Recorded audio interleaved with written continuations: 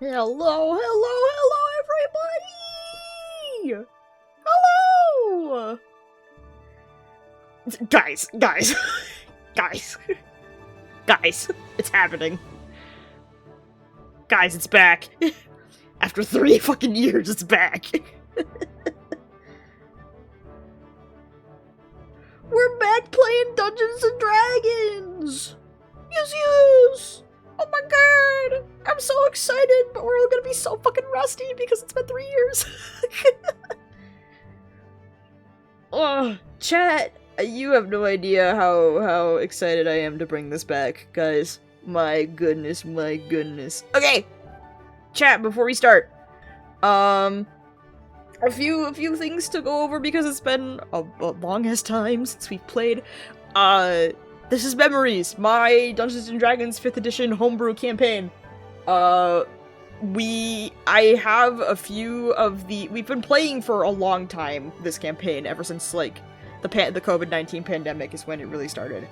But we didn't stream it before, because none of us knew how to stream. Until very recently, or not very recently, in terms of, until about 3-ish years ago, maybe, I learned Twitch and how to stream, and then we started streaming it. So we've been streaming every single session since I've been able to stream on Twitch. And so we haven't played this in like 3 years because life. Some of us were in school, some of us are in different states, and time zones, and life just happened. And ever since then, I wanted to give this whole thing, like, a cool, awesome revamp. So after our 3-year hiatus, here we are. We're all gonna be a little bit rusty. But that's a-okay. I'm hoping that this session is just kind of gonna be able to jump back into things in terms of, like, how to play the fucking game.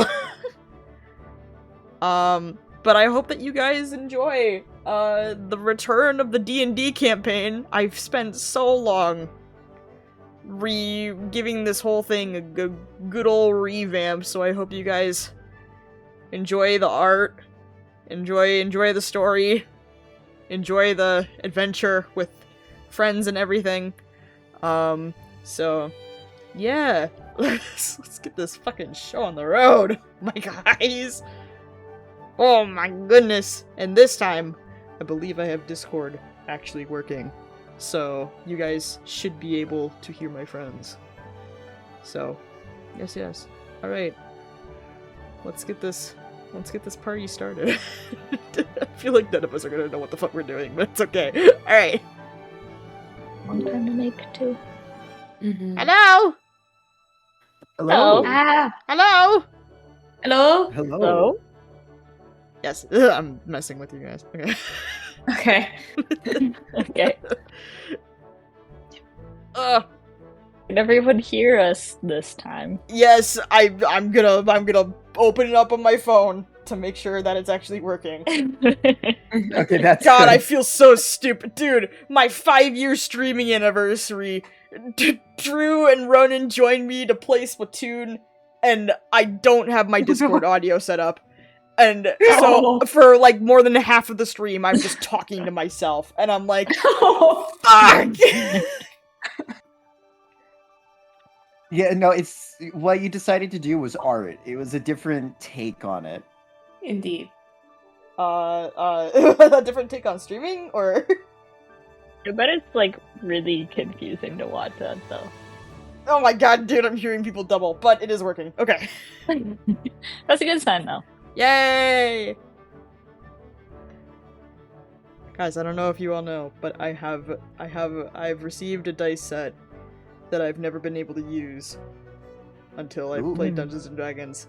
I can play with the infamous cheese dice. Are we rolling physical dice? I prefer physical dice. You guys I can wasn't use sure if we... You guys can use Roll20 if you need to, but I prefer physical. Just because it's more fun that way. gonna roll physical dice then. Oh, guys, Ronan is unfortunately unable to make it. Their flight got canceled, and Ronan is Julian is unfortunately unable to be here today. So It's okay. but it's okay. sad. We miss you, Ronan. Miss you. We'll play again. We'll play again soon. Maybe. Can't Maybe. wait to see ya. Hopefully. This I'm hoping to make this be like a once every 1 or 2 months sort of situation. These are Maybe. not our son's dice, but that's okay. Yeah, I've cheese dice, guys. Very obviously, Cheese. very obviously 3D printed cheese dice. Hell yeah. Well, I'm using yellow dice. They're not cheese dice, though. Not as good as the cheese dice. They're more like E dice if you're really dehydrated. Oh. Ah! Ah! Lovely! Lovely. Lovely. Oh my goodness. Alright, okay. Guys, are we ready? Yes. Okay. Go. We're gonna as ready as we're ever gonna be. Yeah, exactly. I think that's how That's how I feel. go. Wait. Before we begin, do we want to test our character voices real quick? Just since it's been so long. Go ahead, test the mic. No. Test the mic. The floor is yours. Guys, I do not remember what Doolb sound like, so I'm just gonna make him sound like an anime boy. That's close Oh, enough. I think he did. I think that's already what he sounded like. Yeah. I think so too. I'm gonna kill everybody and Can't remember I don't know. Praise Tina. You did it. Yay. Round of applause, round of applause. You can't hear it, but I'm clapping. Yay. Arsene was Irish, I think. Yes. Yes, Arsene Yes. was Irish. Talked very, very serious and lower, so than how I normally talk. I don't know. I don't really know what he'd say right now because it's been a long time. But I think she's a very serious person. She doesn't joke around very often. Applause, applause, applause. Applause, applause, applause. Round of applause, round of applause. Maze. I understand that reference. Me too. But did you read it or did you watch it? That's okay. So Vuno's voice, if I remember correctly, was a bit more androgynous, a bit more on the softer end of things. Sounds like they're just looking for a good night's sleep, and they've never found it, and they're just searching for that sleep. And Robyn is the reason why they're looking for that sleep.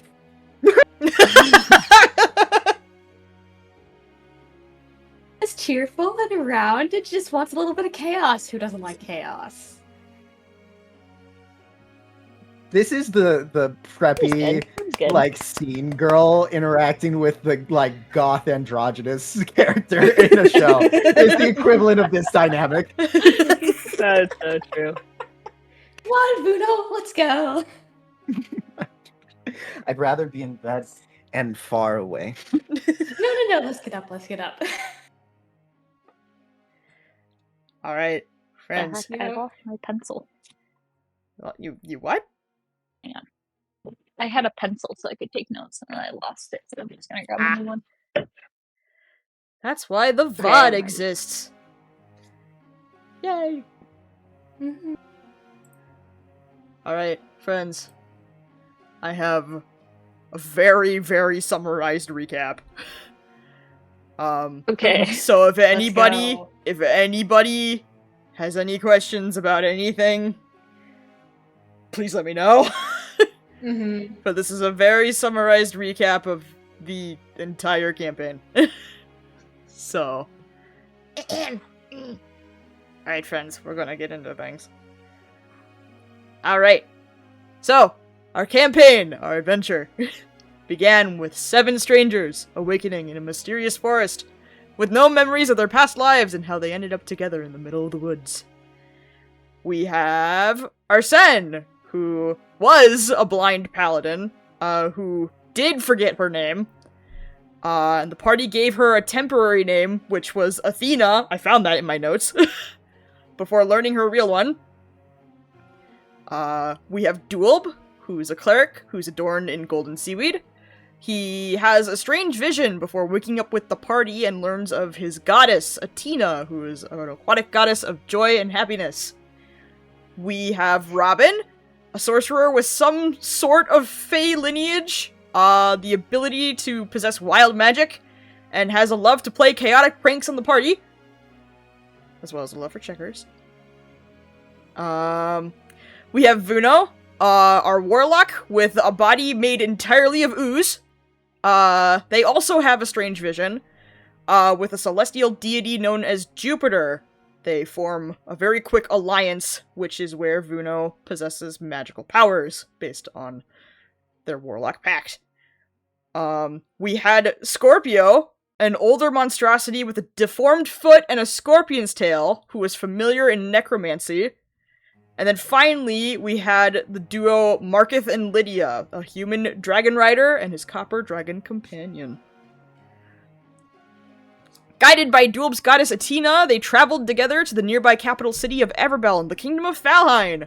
There, they learned about the current state of the world. It is a continent divided into 9 kingdoms that is locked in a decade-long war against the southern kingdom of Vordon and its ruler, the Infernal King. During this war, 8 magical soul crystals were created, each granting immense elemental power to a chosen guardian at the cost of binding their soul to said crystal.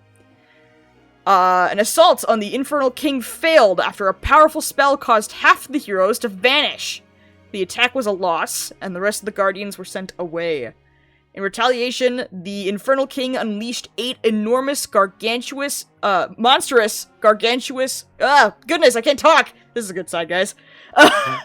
Monstrous, gargantuan creatures, simply known as the Beasts, one upon each allied kingdom. These beasts have been slowly tearing apart each kingdom for the past decade. A decade that our current party now has no knowledge of whatsoever. The party learns that several of them possess soul crystals themselves, and all have participated in this failed assault. When meeting Prince Percival Venris of Falheim, after completing a few odd jobs to be able to gain audience with him. He confirms their suspicions. He reveals that Arsene, Doolb, and Lydia are guardians, while Robyn and Vuno fought alongside them. He also uncovers fragments of their forgotten pasts. Marketh and Lydia are married with 3 kids. Doolb received the water crystal after impersonating Prince Riven of Pisces, who was originally supposed to get the soul crystal, originally, before everything happened.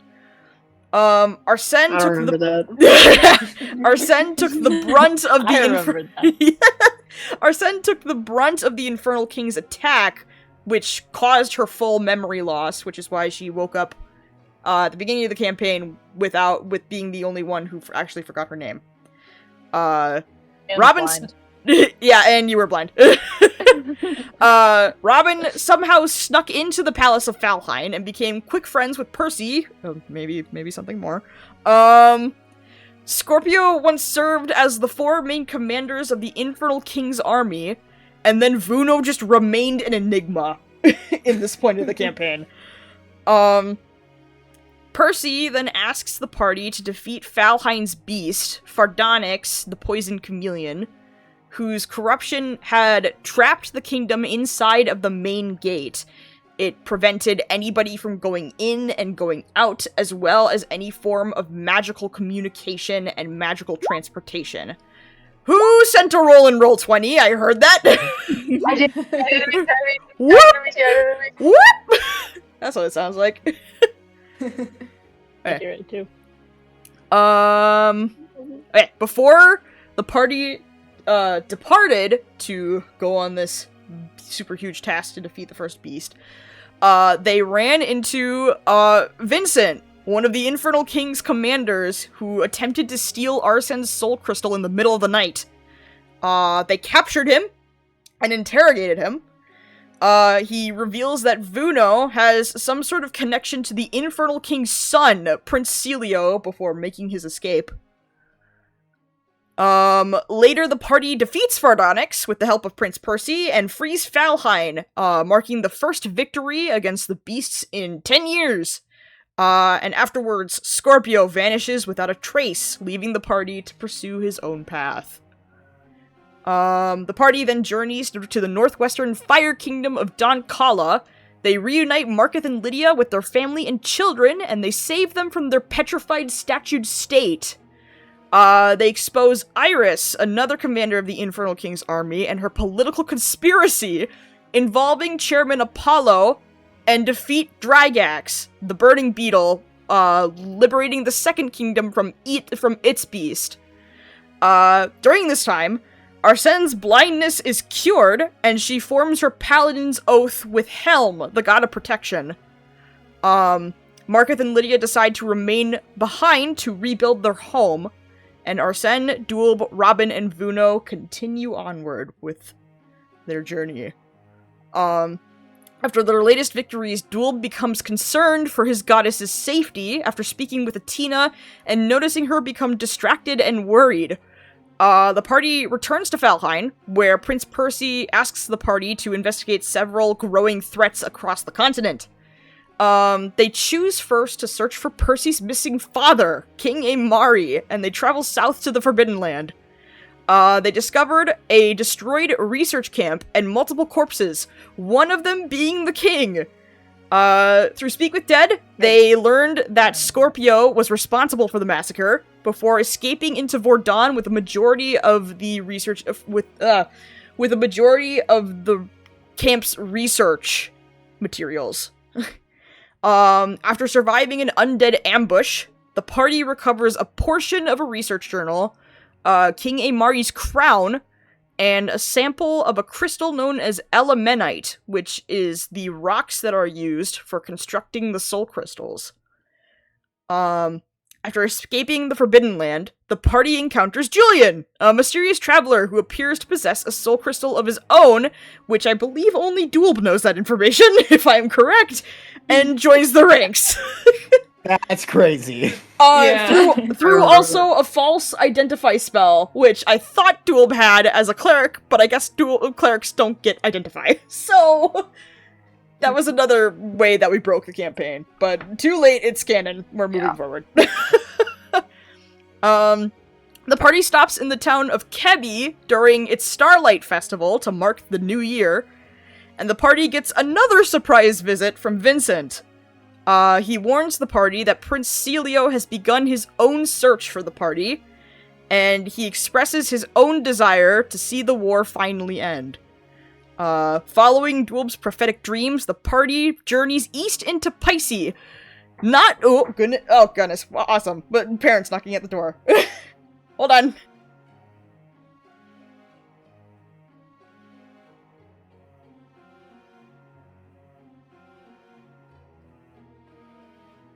Love to see it. Sorry, parents knocking at the door. Alright, where was I? Oh, yeah, okay.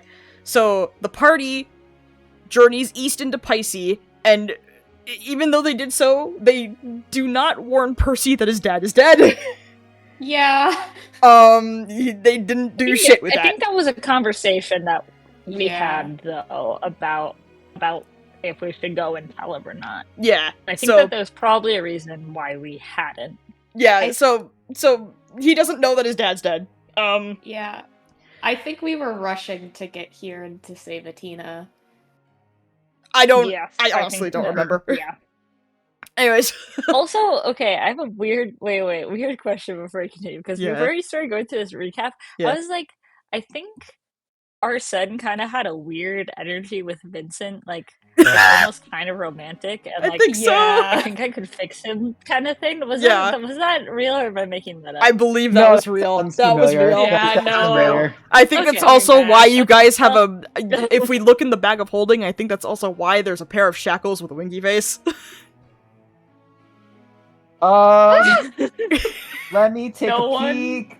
That certainly is there. I don't know the context behind it. It exists. Am I also? I don't know if that's why.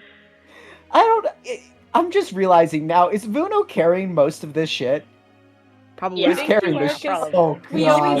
You were originally the bag of holding because your body was made of ooze and we just stuck stuff inside of you, but then Percy gave you the bag of holding, which now you're still the bag of holding because you carry the bag of holding.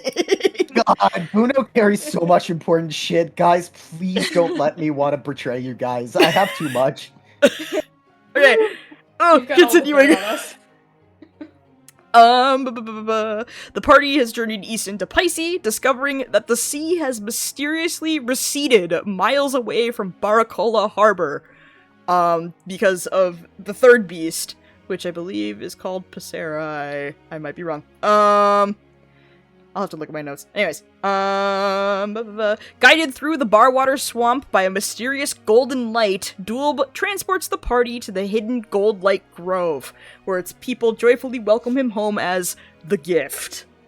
Within the grove, the party meets Kodova, the elder of the settlement, and Beatrice, the wizard who originally gave Doolb the Water Soul Crystal.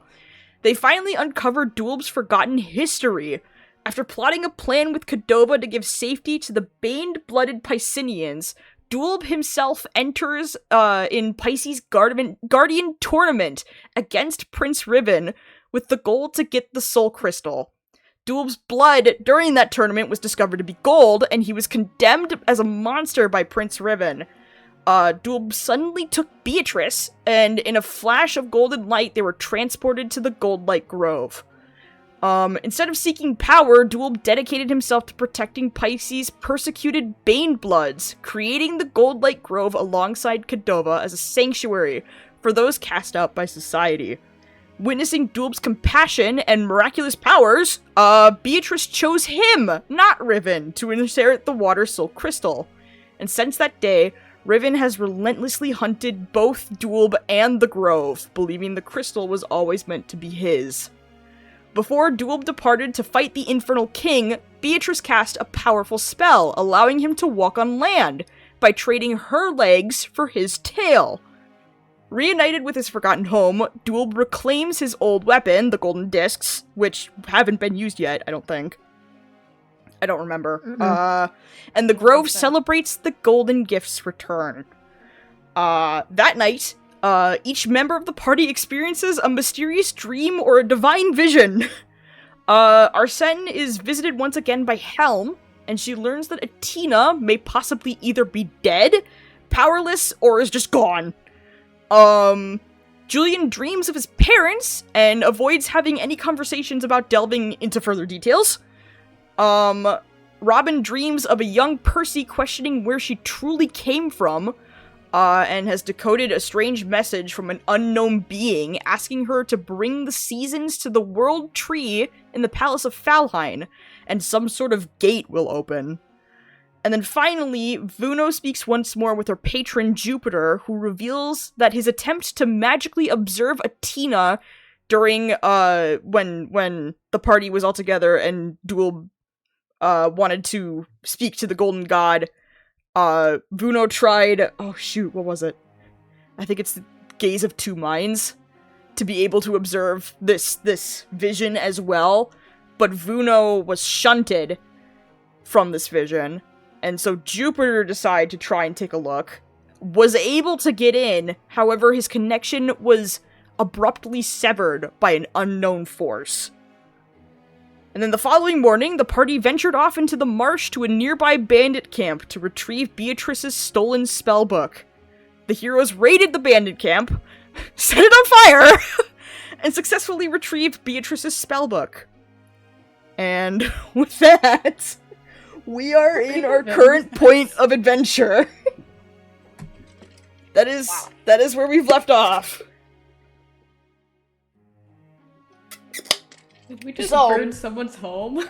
Yeah, no, well, not really a home, per se. But it's kind of gone. More like camp. Yeah. Like a fort. Yeah. Mm-hmm. Whatever it was, it's not there anymore. It's not there anymore. Yeah. Yep. At least I don't think it is, because I think you guys killed everyone, and I think I remember it being set on fire. Yeah, that checks out. Vuno was very mad about the fact that literally all of them died. Yep. Oopsies. Good talk. Okay, so, I was thinking about where the hell to drop you guys off in this campaign. And because it's been so long, and I was like, I rewatched the VOD, and I was like, it's the middle of the fucking day. If you guys just returned to the camp and went to bed, that wouldn't make sense. It wouldn't, because you guys successfully, like, retrieved the spellbook. And so, I'm like, I apologize, but I think the only thing that I can do is to just drop you guys off here, where we're currently at. Yeah. So it's the middle of the day, and you guys are making your way back to, the Goldlight Grove. I believe it was about an hour journey from the Grove to this camp. So if you guys want to do anything in character, out of character, about, like, any information of any lore that you guys need, any conversations in character that you guys want to have just to get back into the story and into character and into the adventure, because there was really no good place for me to just drop you guys off. So is this, like, just still burning in front of us right now? You guys, well, like, if you guys wanted to take the time to put out the fire, I will let you guys put out the fire. I'll say that if you guys didn't want to leave it burning, you guys have put out the fire. Who's rolling in Roll20? Yeah, don't worry about it. I think we're just clicking on our character sheets to do stuff. Yeah. It's really easy to accidentally roll. That makes sense. How about we just have a little powwow of what our plan is from here? I don't think we got a couple things that we can go and do. Yeah, man, go for it. Everyone chill with that? Yeah. Well, I think that went pretty well, if we do say so ourselves. I'm trying to find my music. There it is. Okay, I found it. Okay, you guys go do your thing.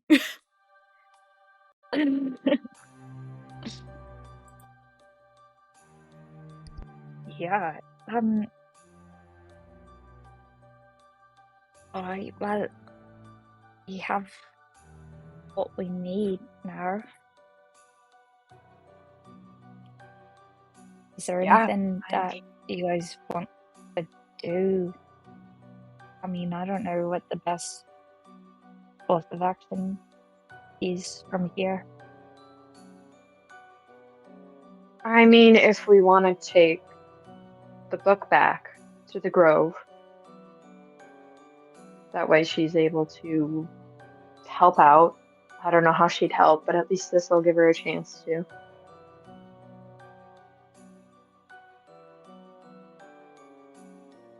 Yeah, right? Because we have the best idea.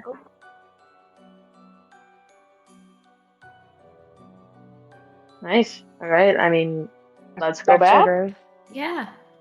Let's go. I think I do. I'm trying to remember your guys' previous discussions with Beatrice, but I think I remember from in this new updated campaign journal that I've made, you guys did have a conversation about if it is possible to magically track the soul crystal. And if Riven had the possibility to be able to do this with like a spell like locate object. So for the protection of the Grove, for the protection of yourselves, do with that information what you wish. Yeah. I don't know. I mean, we'd have to keep. I think if we go back to the Grove, we don't want to stay there very long. I mean, does anyone have a familiar that could take the book back to the Grove? Or, I mean, I just don't know how well the book is going to be with us. Do you know what how a familiar far is the Grove from here? It took an hour to walk to the camp. It'd take like an hour? An hour. 2 hours to go there and back then? Yeah, I don't remember how long you guys stayed to investigate, but we'll say that it's a beginning to become like midday. Maybe like an equivalent of like a 1 p.m.-ish sort of deal. But it took an hour to get there.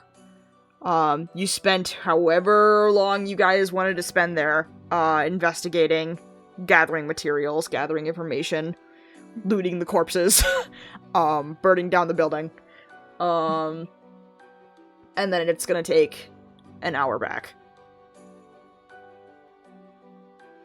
How about this? Do we want to, since there's a chance that Riven could locate our soul crystals, we can travel halfway to the camp, we stop halfway, and then we send our members without soul crystals to return the book while we stay behind in a safe location. Yeah.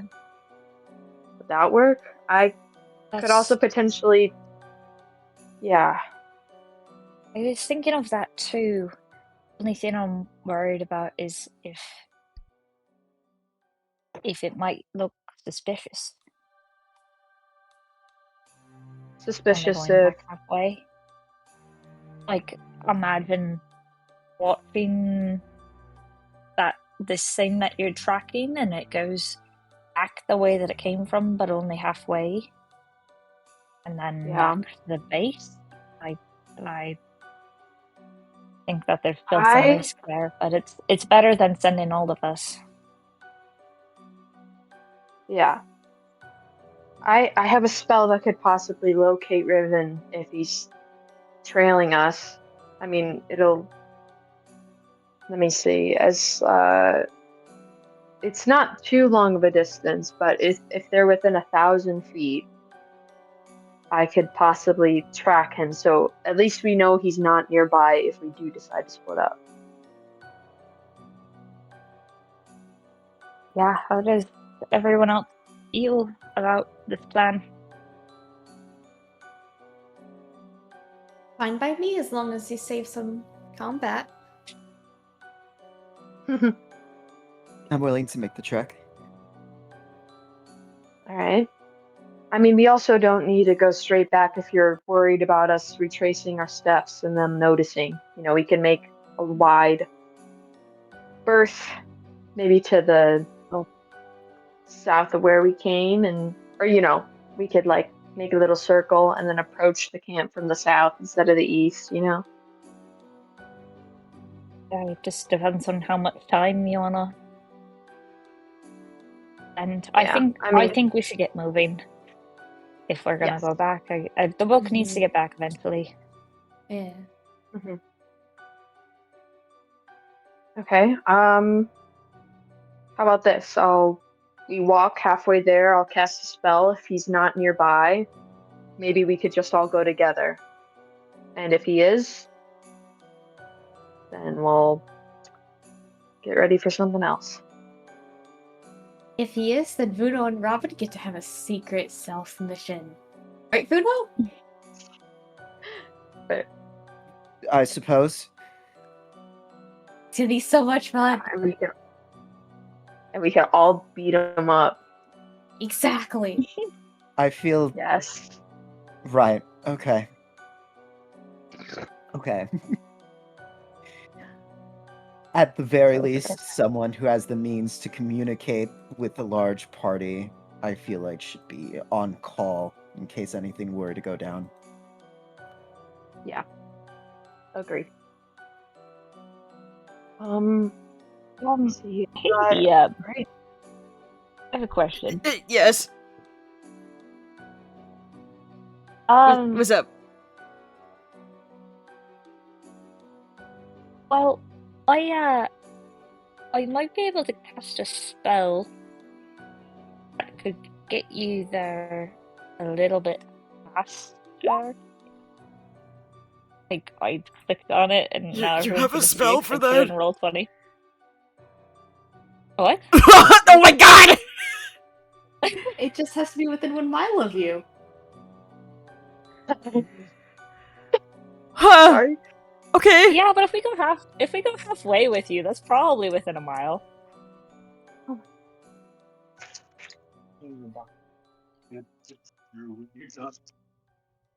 You summon the spirit that assumes the form of a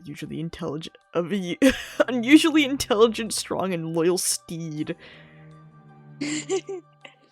So you just make it, I guess? Yeah, it Huh. just Goddamn. kind of shows up. Okay. Yeah, I think that's how Magic that works. horse.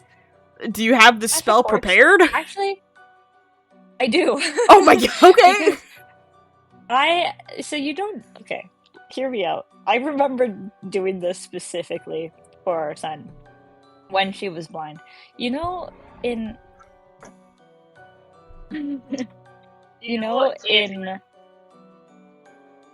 Avatar, but Korra, how she has a giant dog named Naga, and I thought it'd be really funny if I had like a seeing eye dog.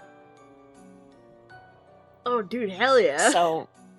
So imagine kind of like a big old puppy that's like kind of white and fluffy, almost like a polar bear. Oh, sure.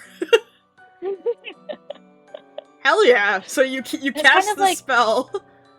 Yeah, I cast the spell, and it like I said, it's like a big fluffy white dog, that kind of is like maybe, almost like astral, like kind of stars float around by it just as it's forming, and it barks and then it licks Robyn's face. Robyn is overjoyed by this. I don't know what this thing is, but I love it. Would this be closer to a horse stat block or to a bear. I think I might give it a bear. Oh shit, you got an upgrade. It's a boar's. Bear. If a bear is faster. Its speed is 40 feet. I think we're fine. If it's intelligent, is a 5 or less, it becomes. Wait, what? There's a mastiff stat block. Ooh, would So you that's rather? one of the options. Do you want to use that one instead, or do you want to? Because with the way that you described it, a dog, but you can use it however you want to. Oh, okay. With the way that you described it, because it's more built like a dog. A bear. It's more. Yeah, Dog I thought that the bear stat block would be more equivalent. Sure, you can use whatever you want. Sure, now it's gonna be I will pull up this. I will pull up the brown bear stat block. There. I have it on my phone now. Okay, continue. Yeah, he can't really get that far away from me. So, probably only want to ride him once. Or close enough. Can he come out to play more often? Yeah. Yes! I'll try. I'm gonna... I mean, it might depend on what other spells I have to cast. I'm gonna introduce Buddy to him, and we're gonna play checkers. I don't know if he understands how to play that, but you could try.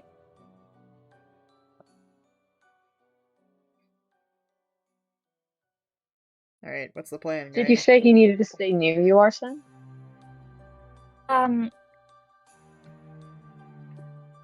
Yes, he has to be within a mile. Damn. Oh. Of me. But I think once. And I gotta pull this back up. You can communicate with it telepathically. Awesome. His name is Marshmallow. Oh. Aww. You can call him Marsh for short.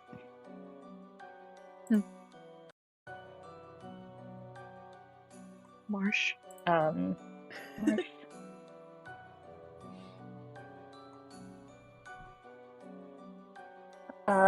Sorry, I'm trying to look at Fine Steed stats.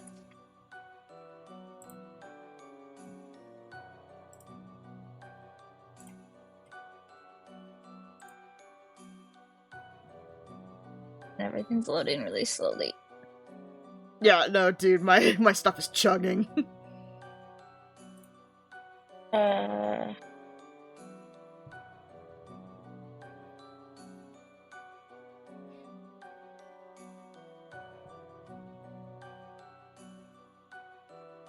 Yep, I don't even know if it necessarily has to be in range. I think it's just the range of communication. The range, says 30 feet. So I would assume that is... But then it also says, while your steed is within 1 mile of you that can does make communicate sense. with it telepathically. I think, for now, we're gonna say that you do have to be within a mile of it. Within a mile. That's fine. Because I think, once you're half an hour away, it'll get you pretty close. So the trip there will be a little bit faster than the trip back. Yeah. Is that fair? Yeah. Okay. Sounds good. Yeah.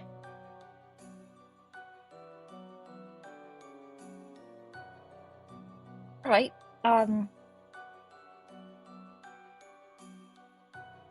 We just start walking back, I think. Yeah. I think it would be awesome if all 4 of you would be able to fit, or all 5 of you would be able to fit on this thing. Oh Do you want to make that a thing? Sure. Awesome. Fuck it. Yeah. Now that's a thing that's gonna happen from now on, and I will abuse that. You know it, baby. Alright. Just because it's cool as fuck. I'm adding it to my notes. Wonderful. We basically have an offer. Well, wait. Well, from your reference from Legend of Korra, because I haven't watched.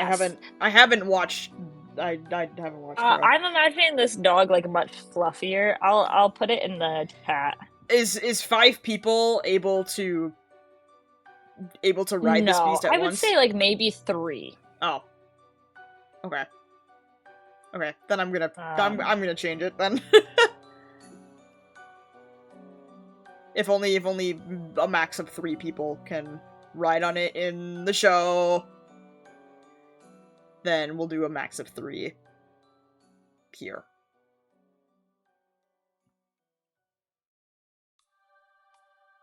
Okay.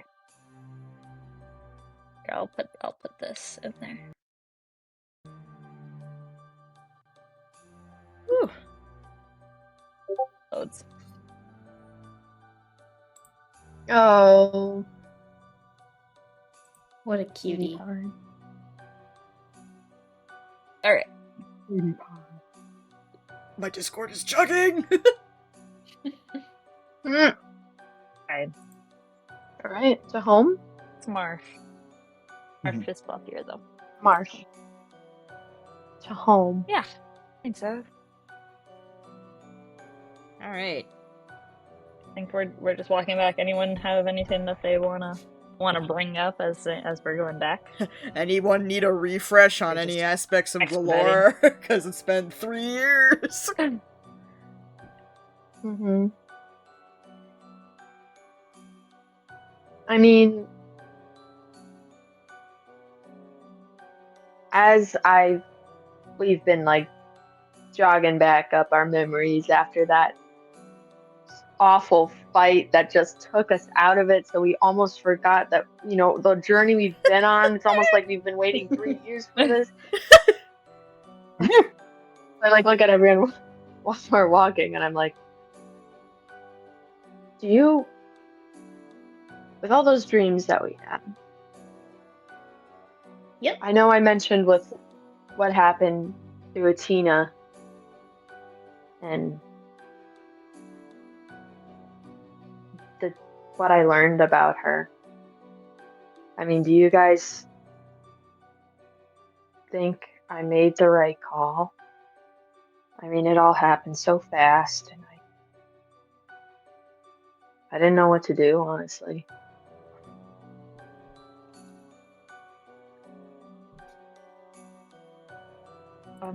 I can also catch you guys up on what I did. Please I do. don't remember.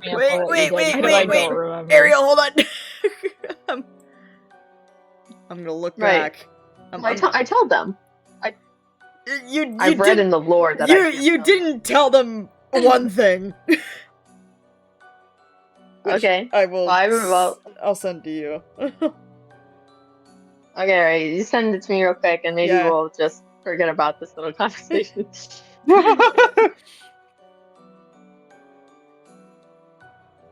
Anyway, guys, this Prince Naveen stuff is really stressing me out. Prince Naveen? I think that's a different story, my guy. Riven? Yeah. You didn't tell him that. Unless we're in a bio. Yeah. You kept it a secret. Yeah. Yep. No, I get that. Okay. I got you. Wink, wink, nudge, nudge. Yeah. I mean, I just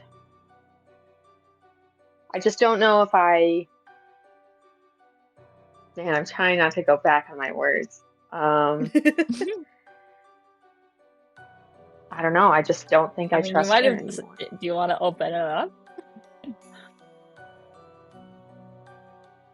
I mean, my dream. Well, I mean, I told you guys that Tina dying.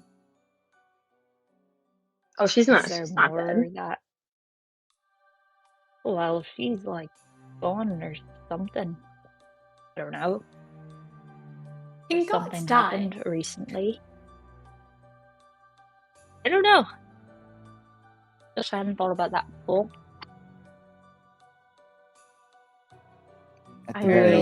Ariel, I send you one more thing. Okay. My demigod can't seem to connect with her at all.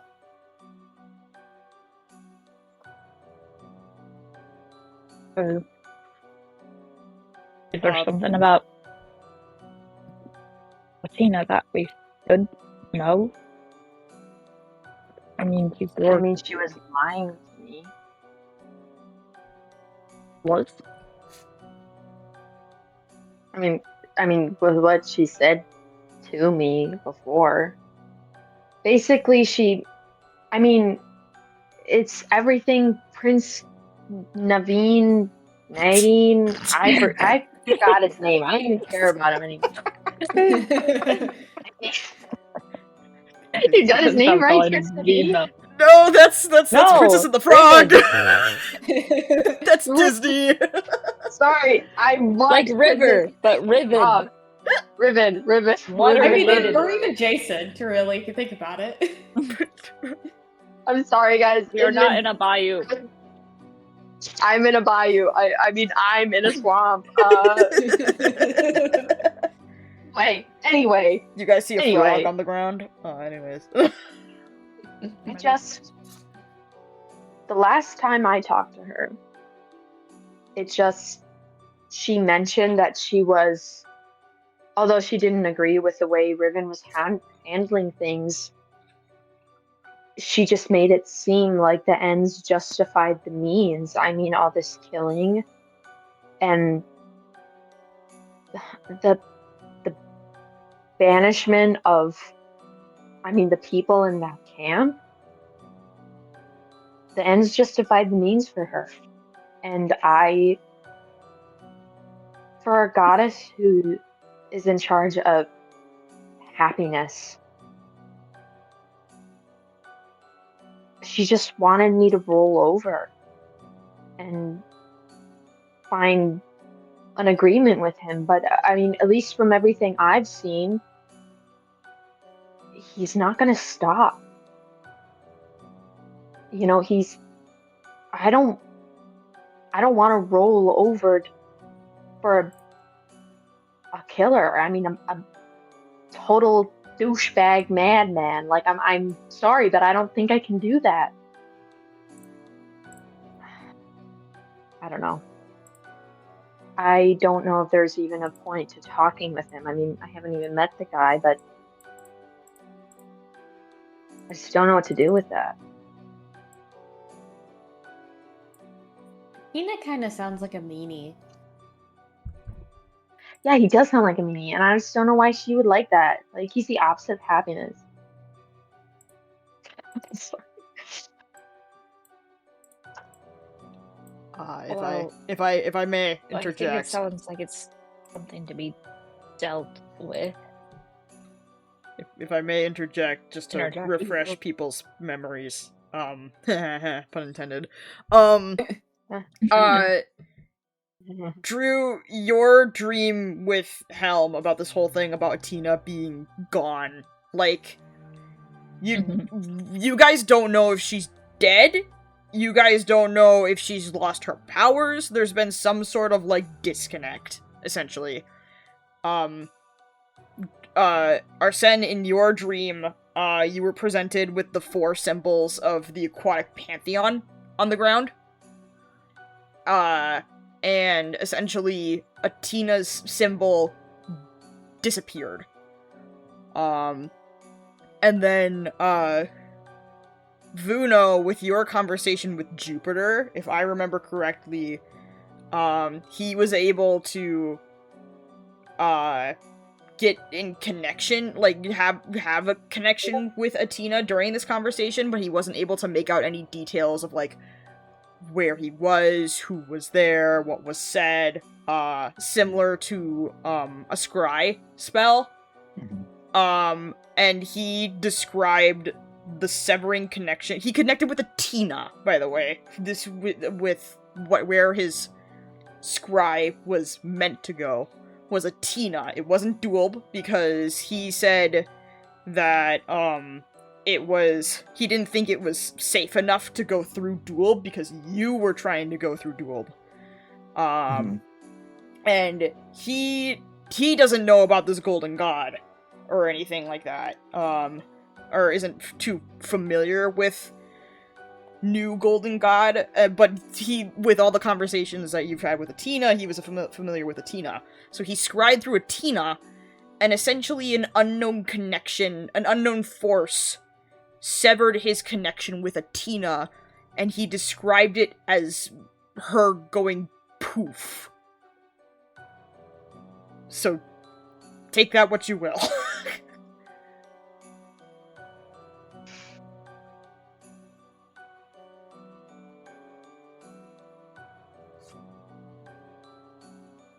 I mean, I think we should go beat this mean prince dude up. Yeah. And that'll fix everything. That's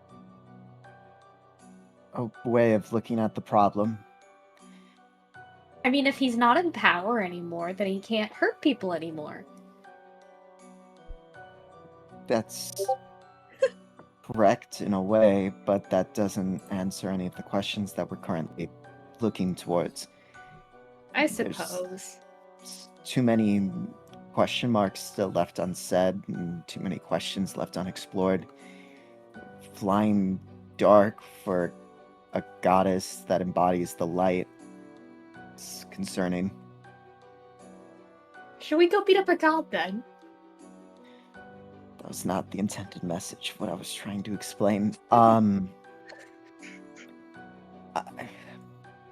I don't wish to imply anything for something that I have not interacted with personally myself. However, from everything that I've gathered and everything that Jupiter has gathered in relation to Atina, it's as if she just doesn't exist. Jupiter can form a connection with Atina, but then it's like it severs as soon as it's made. And I can't see anything through Doolb during that time either. If the Odd. connection... Oh, go on. If a connection can't be made, that implies that there's something to connect to. Maybe there's just a wall in the way.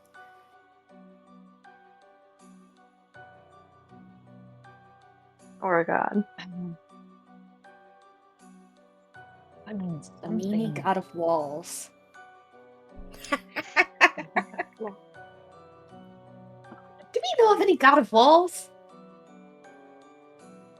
Which Shakespeare play is that where there's literally a character that is the wall? Is that Midsummer? That is Midsummer. Yeah. I am the wall. That's all I could think about.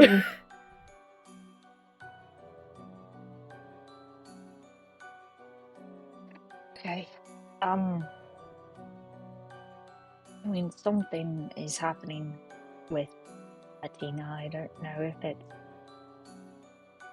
I mean, maybe it's from Riven. I mean, they feel connected in some way. I think it's worth investigating regardless. Doing something about it. Yeah. I mean, we could sit here guessing all day, but until we go and confront it, we won't really get any answers.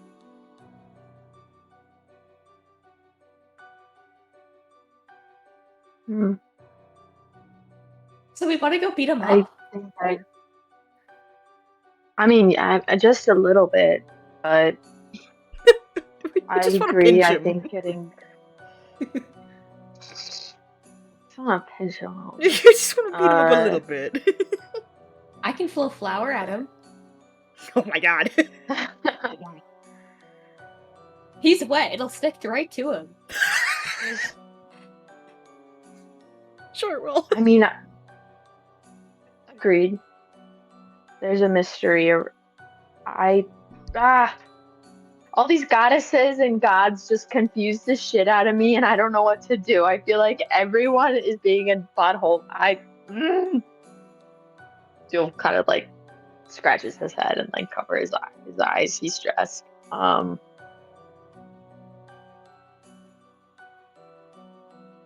don't want to kill Riven. I want to know what's going on. I want to try to talk to him, but from everything I've heard about him, it seems like that's the last thing he wants to do. And I don't know if by talking with him, that'll just give him the extra inch that he needs to kill all those innocent people back there. I want to know more information, but I don't know what the cost of that'll be. That's where I am.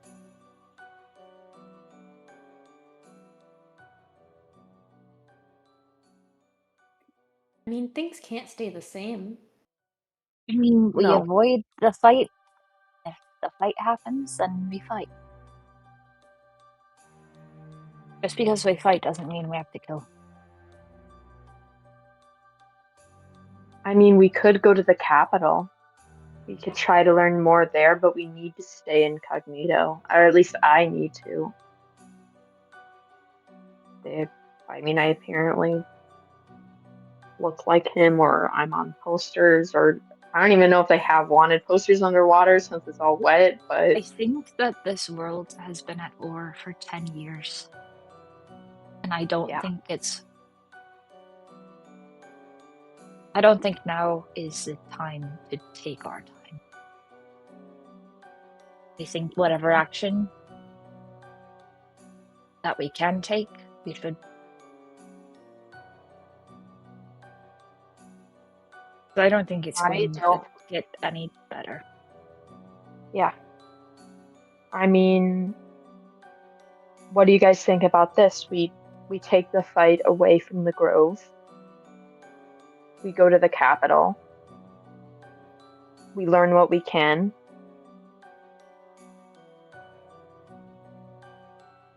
Won't the capital have a lot of mini don't learn guards? anything? I mean, yeah. I mean, where else is there to go? We fight them out here.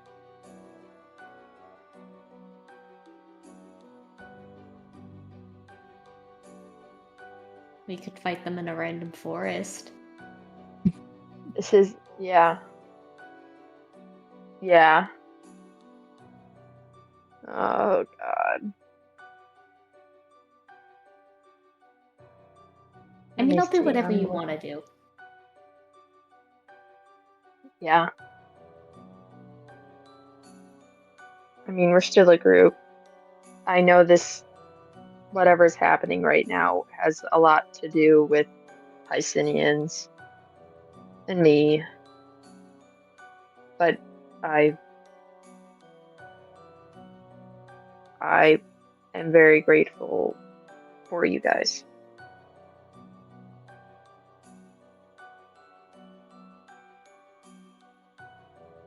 Alright, well, whatever you want to do, you take the lead. Oh, God. So what's in the deep end? I'm looking at the map right now. I know, yeah, you're right, I don't. Maybe that's where the big scary beast is? Oh, yeah, I guess you're right.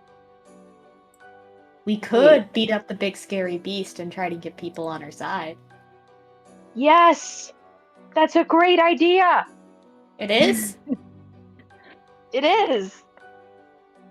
We get people on our side, we gain public favor, and then that way we give Riven less of a chance to beat us up and no one blinking an eye. Does Doolb look exactly like Riven? You've been told yes. I mean, people might they look fairly identical. They're not twins, but with how Doolb was able to essentially have this fake identity of impersonating Riven from when he got the soul crystal to whatever his goal was for impersonating Riven in the first place and joining this war, nobody even batted an eye.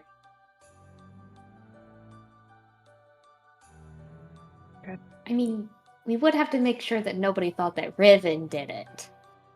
You know? Yeah. I mean, what is it? Does Riven have a tail or does he have feet? I think he has feet. Right? I don't think you know the answer to that. I mean, if I was impersonating him, like... But I thought you got your... I thought you got the feet as, like, a gift so you could go and fight.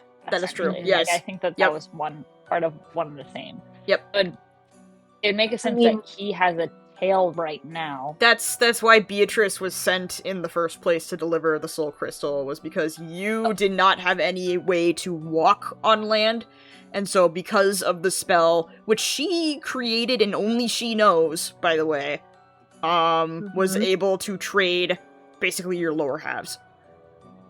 My question, I guess, is do people still think that Doolb is Riven? Like, I don't know how far that lie goes, or if you came clean after you got the soul crystal and your legs. Yeah. That's a damn good question. Maybe Doolb could be the long-lost prince returned to dethrone his imposter. Yeah, I guess you're right. And then he's actually Doolb and my name is actually Riven. Fully steal his identity. That's crazy. I think we're creating way too many loopholes here. The only thing that I'm worried about right now with that plan, I think it's good to get people on our side, but I'm worried that people think that you are Riven. Yeah. Yeah. I'm not sure. I mean, we can always go back. I mean, when we deliver the book, we can always ask her. Yeah, and I mean, you could keep your legs, and then there's no mistaking you for Riven.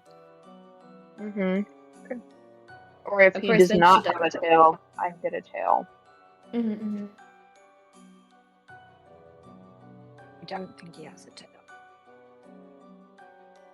Well, no, I do. Then I need a tail. I do think he has a tail. I do think he has a tail. And you were the one that got the legs. Yeah. Full Little Mermaid style, baby! Alright, well... Let's Barbie. Anyway. Regardless, we're taking the book back. I assume that we've been walking and talking long enough. Yeah, we can make this a walk and talk.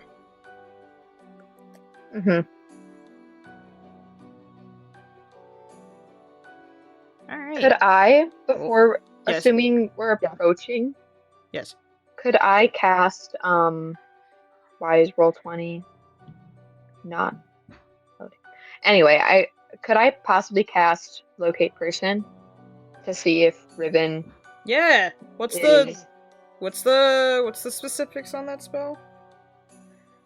Let me locate creature. Yeah, I'm looking it up too, because D&D 20, whatever it's called. Describe or name a creature that's familiar to you. You sense the direction to the creature's location as long as that creature is within 1,000 feet. If the creature is moving, you know the direction of its movement. The spell can locate a specific creature known to you or the nearest creature of a specific kind, so long as you have seen such a creature up close within 30 feet at least once. If the creature you described is named... you describe or name is in a different form, such as being under the effects of a polymorph spell, the spell doesn't locate the creature. The spell can't locate a creature if running water at least 10 feet wide blocks a direct path between you and the creature. I think that's bullshit. Because if you're trying to locate somebody that's in the literal ocean, I feel like that would prevent that.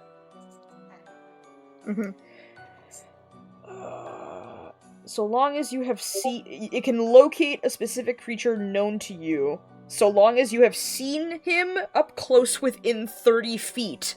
You haven't. So I've seen myself in the mirror. That's not the same. And I'm gonna describe him with myself in mind as an arrogant prick that kills people and is racist towards blood. You know, it's true. If he looks just like me, I mean, and if it doesn't work, He looks. that's not enough. He looks similar to you. I wanna reinstate the fact that you guys are not twins. You're like brothers.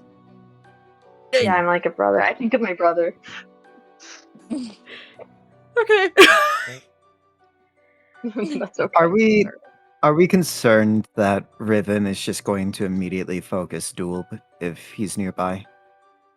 Is that the concern? Yeah. Or I mean, just any crystal really. I think that's the concern. So we're concerned more about the crystal wielders rather than Doolb specifically. I think so. I think so. Okay. Then that idea is out the window. That's fine. Dan, can you remind me how long we can go without, like, wearing our crystal? Or do we have to be wearing it all? A minute.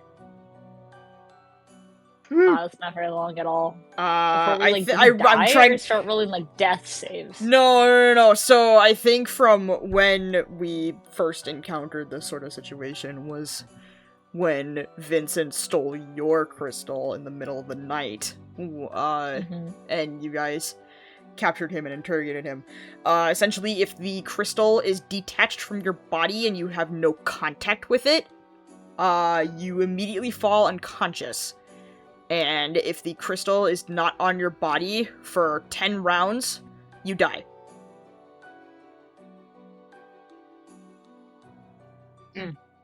Okay. Just straight up. Yeah. 60 seconds. Okay. Fair.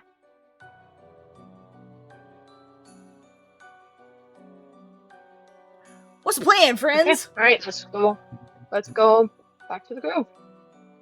Wonderful. Alrighty. So I assume that you guys have been, we've made this a walk and talk. You guys spend the next, hour-ish made faster by your new fine steed companion that lasts for, I believe, only 10 minutes. I think. Correct me if I'm wrong, Drew. Say it again. Does fine steed only last for 10 minutes? If it does, I would wait until we got closer. Oh, okay. Yeah, so casting time is 10 minutes. I have to spend how long 10 minutes. How long does it last? Do we know that?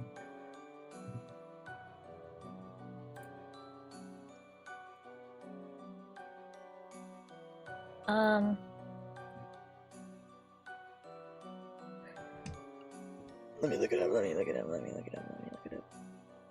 I'm reading it, but I can't find it yet. Find steed. The fact that this is a level 2 spell is kind of wild.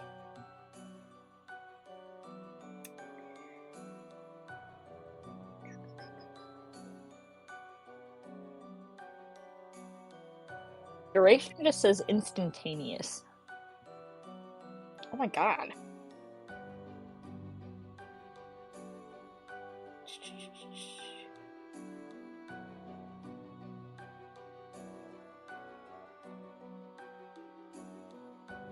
When your steed drops to 0 hit points, it disappears.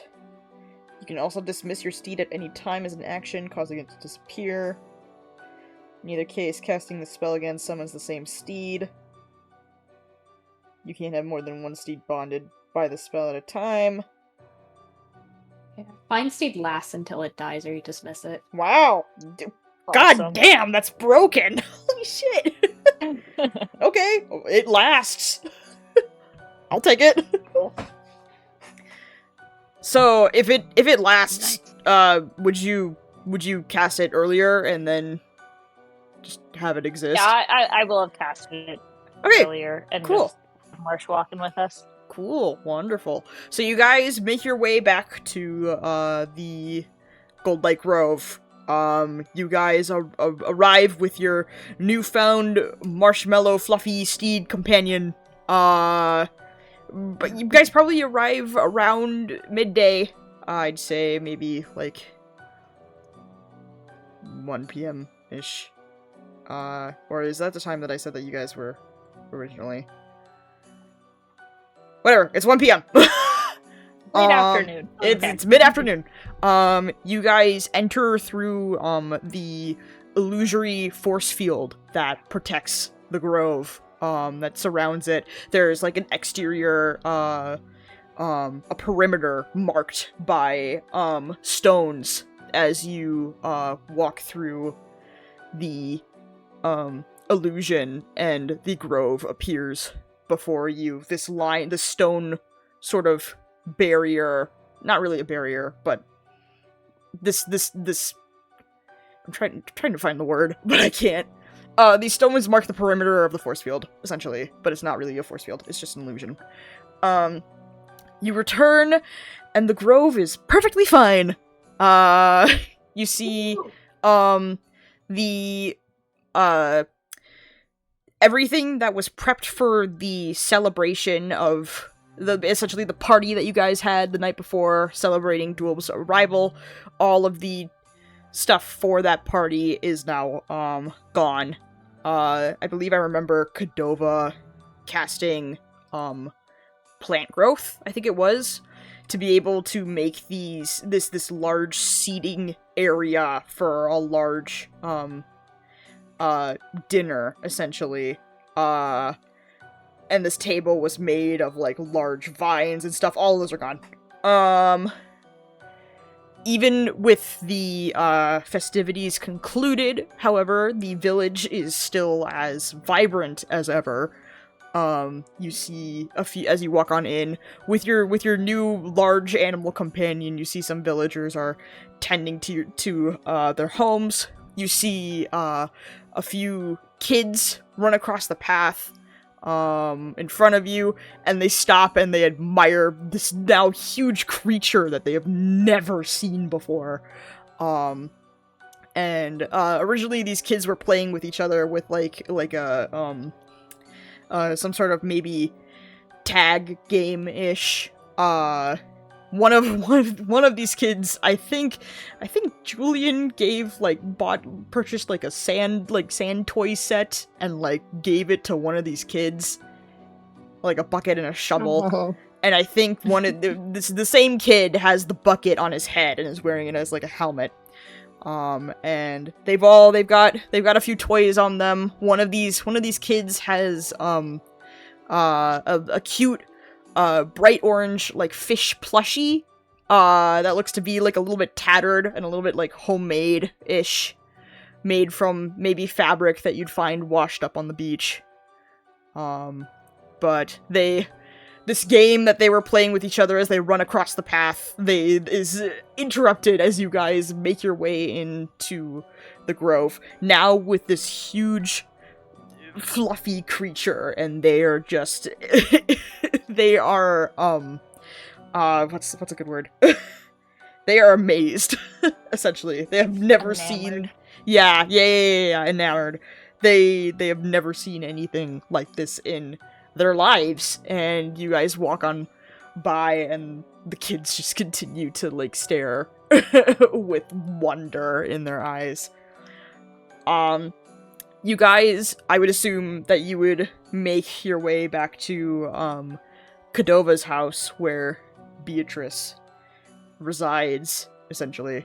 You guys return to the familiar large wooden shack made of driftwood, and the roof is made of long, large palm tree leaves that drape across, to create shelter. You see the doorway is covered in a curtain of long strands of golden seaweed to make this, like, sort of curtain entryway. You guys, if you guys decide to enter, do you guys enter? Yeah. We did the plan where it's only Robyn and Vuno. Oh yeah, did you guys did any soul crystal bearers want to go in? Oh. Wait, yeah, you're right. Yeah, Yeah. What do you want to do with that? Do you want to stay back? I mean, yeah, like I think maybe if we go in, I don't know, maybe it might like help them find the grove quicker. So, I mean, if you two want to discuss the option of getting me a tail again with her, I mean, honestly, it's whatever Prince Riven doesn't have is what I need. So, yeah, so I give the book over. I put it out in front of both of them.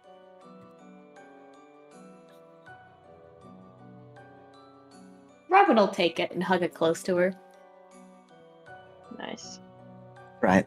So you want us to at least leave the negotiation open for possibly returning your tail back to yourself just to keep conversation going?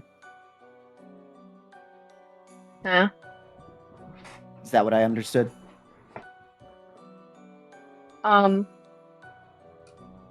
Well, wait, what did you say again? You mentioned the idea of bringing up the idea of trading your tail with them during this conversation, that it was up to us on how that conversation went about. Do you just wish us to gather more information more applicable? Or I mean, yeah. Okay. Yeah. Because I don't know, because I know we want to make sure that people don't think I'm Prince Riven. So, I mean, if you want to ask her if he has a tail or doesn't, I mean, I trust you guys to, go about that or ask whatever you think would be best. Okay. So, yeah. Good luck. That sounds so very confident in us. I'm most appreciative of that. So I'm so happy for you guys. Good luck. Oh, lovely. I mean, honestly, it's not that bad. It's not that bad. Good luck. Believe in us. Right. Well, So bad. Well, Robyn, do you wish Just to make it lead worse. in on this? Do you wish to run point, or would you like I to run point? I'll run point. Right. Right, okay. Understood. I will just be the appropriate backup if needed, as Vuno's just turning their gaze over to Doolb as they're saying this. Robyn just smiles and gives a thumbs up to Doolb. I look Vuno right in the eyes. I trust you.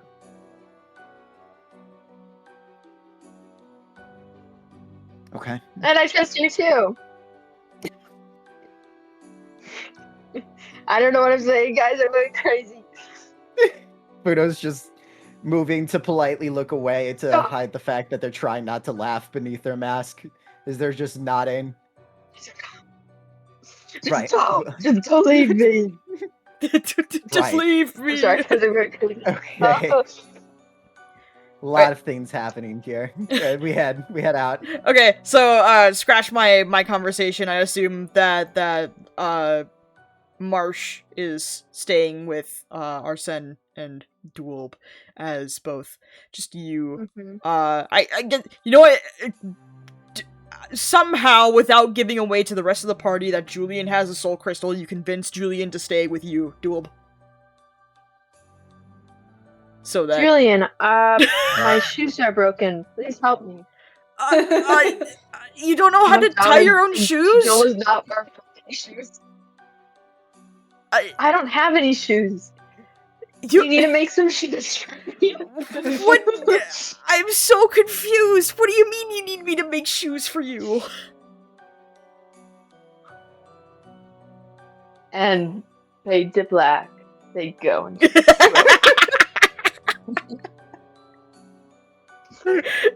Okay, right. So all 3 soul crystal bearers will stay behind with big dog. So scratch my original description of you guys walking on in. With the dog, instead of the kids being absolutely enthralled by new creature, you just see them run along playing some sort of game, maybe equivalent to like tag or hide and seek or something like that. They run along with their toys and they disappear behind one of the various buildings of the village. Robyn is just like singing under her breath, "Secret mission, secret mission with Vuno." Maybe we hum that particular song and we don't provide it any lyrics. There we go. We're doing so well. Oh no. Oh, okay. We're doing great. Hey, somebody left and rejoined and all my PNG tubers didn't miss a line. Wonderful. Love to see it. Whoa. Whoa. When I left, I was having all kinds of weird mic issues. I want Marsh to go with them, so their trip out to the grove is faster. And I don't know if it's close. If it's close enough to be a mile, I think Marsh will go into town. If it's like, if he just kind of gets them to the edge of town, he'll just kind of wait at that radius, so that way he can be a faster way for them to get back. So okay, by my understanding, you guys are by you guys I mean Arsene, Doolb, and Julian. You guys are waiting outside of the yes, the grove, not at the perimeter though. You're waiting like a fair distance away. That would be the max. Correct. Okay. I think if you guys wanted to be able to... About a mile away. Okay. If you guys wanted to be able to bring Marsh with you guys into Kodova's place, I'd say you guys would consider that, and the steed will exist. Nice. So, okay, we're gonna scratch that intro a third time. Sorry. You walk on in. The kids with their toys are amazed by this new creature walking on in. And you guys ride your way through the village as you approach Kodova's large hut. Essentially, you guys pull back the curtain of long strands of golden seaweed that basically block this doorway. And as you enter inside, you walk into the large familiar space that's filled with lots of wooden wind chimes that fill the air with different pitches of clinking and clunking noises. The space has multiple wooden shelves filled with small items like shiny stones and seashells, strange plants, small animal skulls of wild animals, and various random trinkets scattered everywhere. There's globules of golden light that float around towards the ceiling to provide some sort of light source in this building. As you walk in, you notice that there's a lot more people in here as usual. You see, Beatrice is there in the makeshift bathtub that's kind of dug into the ground. And the end of her tail is visible underneath this large blanket made out of palm tree leaves. She's being accompanied by another female Piscinian villager from the Grove, who has provided Beatrice with a tray of various foods, as it's about lunchtime. She's getting some snackies. There's she has a mug handcrafted out of driftwood with some sort of maybe tea inside of it.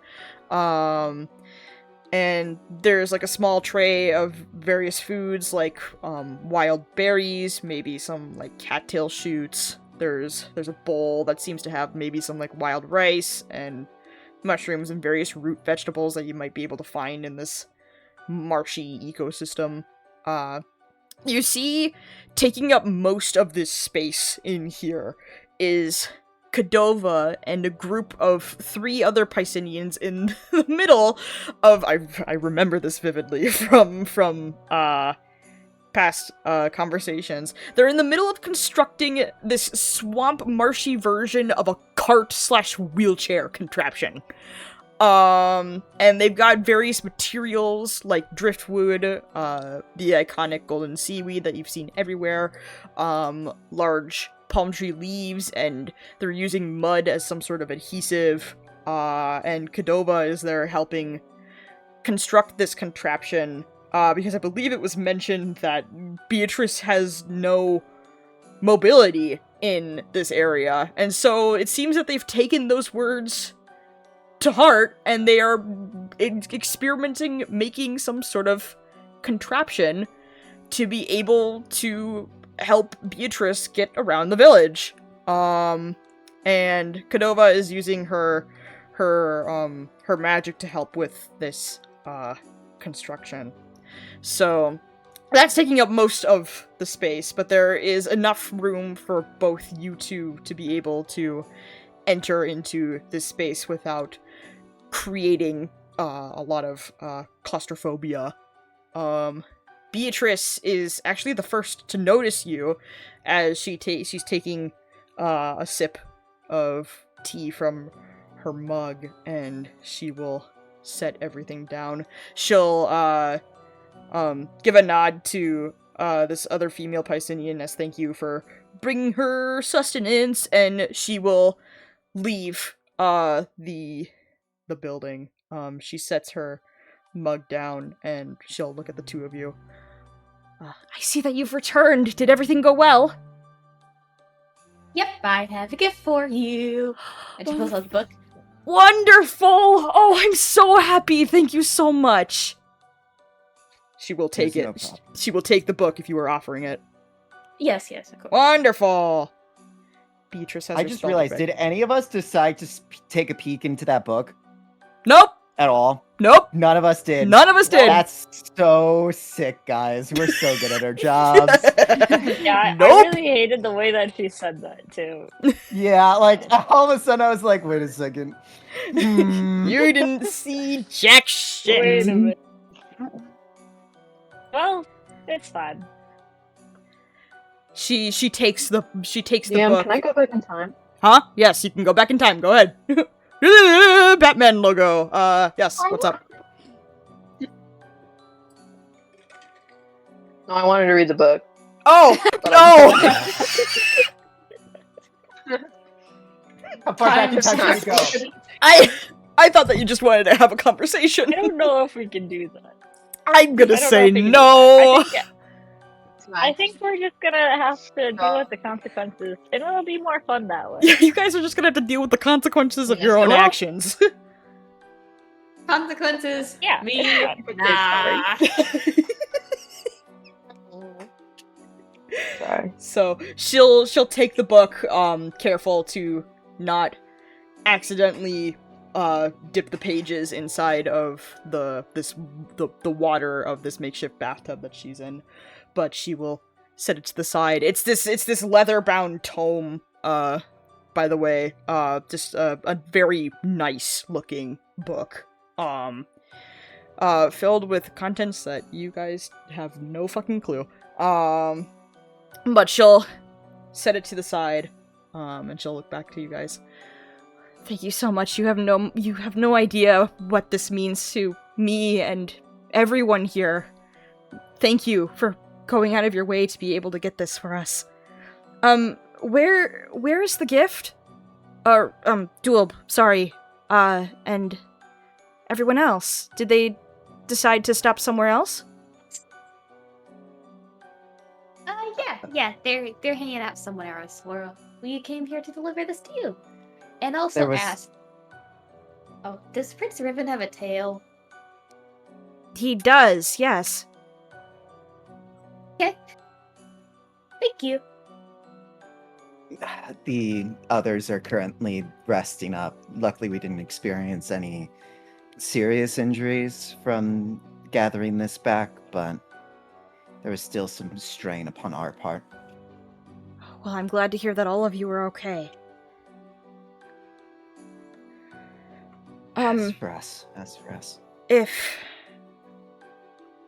Doolb wants, I don't know where you guys will decide to go next, but the spell to transfer my legs and his tail is in this book. If he needs it, if you guys think that you will need it, if you guys think it'll aid you guys somehow, some way, if you want me to cast it, I can. Now that I have the ability to cast magic now. Without the book, I'm unable to use any of my arcane talents and arcane skills to help protect this grove, so I thank you so much again for being able to get this back to me. That gives me an idea. Maybe... Sorry, just a thought. I know that back in Falheim, where I'm from, we're, in the palace, we're skilled at making magical items. Maybe we could make something in the inevitable future where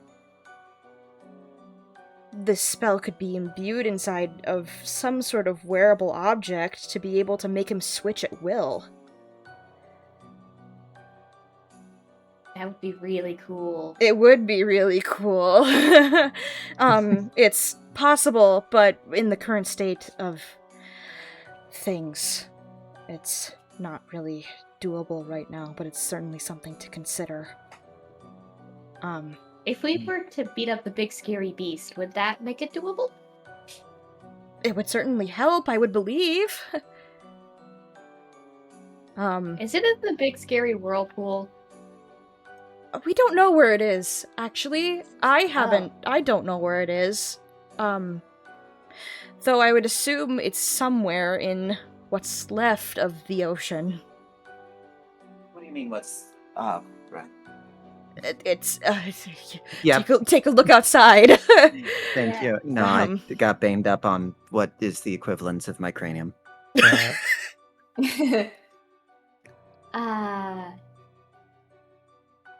Remind me, oh dear DM, how far on the map itself is the ocean receded? Oh, let me look back at my notes. Pretty far back. I would say very far back. God, I'm trying to look at my actual campaign plans. Sorry, give me a moment. Perhaps all the way back in the infinite ocean. I'm looking in the past. into the past. My notes. One of those my notes say 8 to 10 miles away from where the shore originally once was. So that's a lot. A lot. Yeah. Has it changed ever since then? You don't know. But it has drained a lot. Do we have a boat or any way to actually navigate what ocean is left? No! Or remind me, does our Pisces armor allow us to breathe underwater? Yes. Okay, we're good there. Any armor that you guys decided to purchase that allows you to traverse the underwater kingdoms of Pisces, or the underwater settlements and cities of Pisces. Whoever bought armor gets armor. Whoever bought the potions gets potions.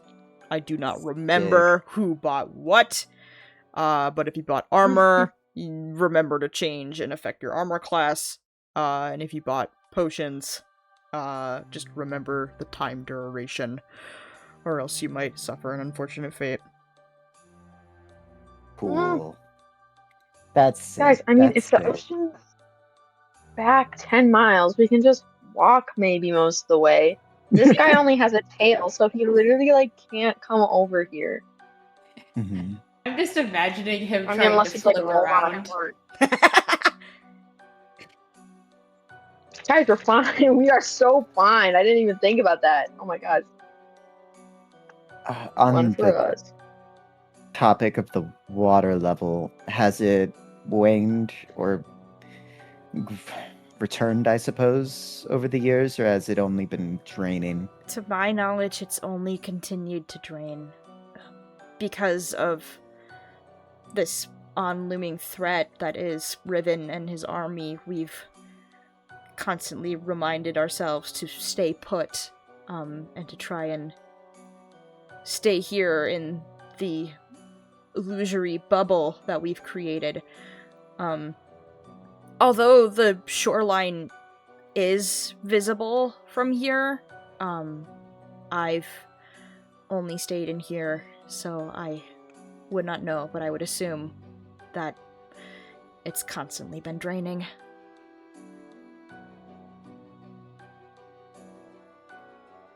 Interesting. Okay.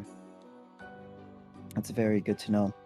And inevitably we are going to have to be interacting with the communities beneath the waters if we are going to be dealing with this great beast. Is there any recommendations that you personally would make on how to engage diplomatically with them despite the tense history that exists?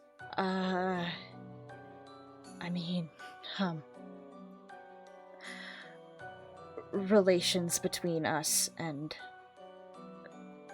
what would be considered the regular predestined, destiny, fate decided society that is the Kingdom of Pisces. I think it would be best for maybe Doolb to stay out of sight. It is sort of, how do I describe it? Not class-based in a sense. Society of the Piscinians is constructed based on the color of one's blood. Everyone that is here would have red blood, that is the Baned. And then the common Piscinians, I will change this and update you guys in the future, but I think it's blue.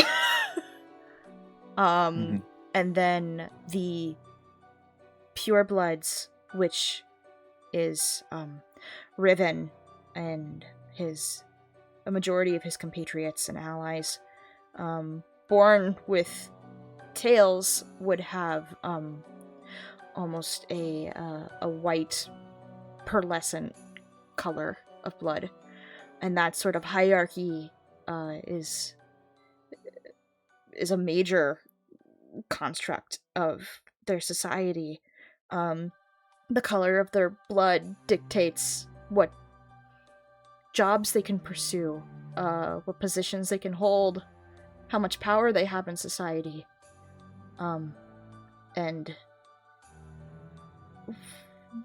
from what I remember a long time ago, when Doolb and Kodova created this place, and used the Guardian tournament, or whatever the heck Riven made it to be, as a distraction to get all of the Baned out,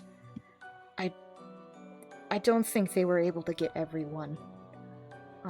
If you are found, you might likely face time behind bars. You might be executed. I do not know how harsh Riven has controlled the fates of the Baned, but if you are spotted and known to be affiliated allies with the Baned, you might end up behind bars alongside Doolb. I would recommend to stay out of sight. It's something I'm rather used to, so that shouldn't be too hard. God. Yes.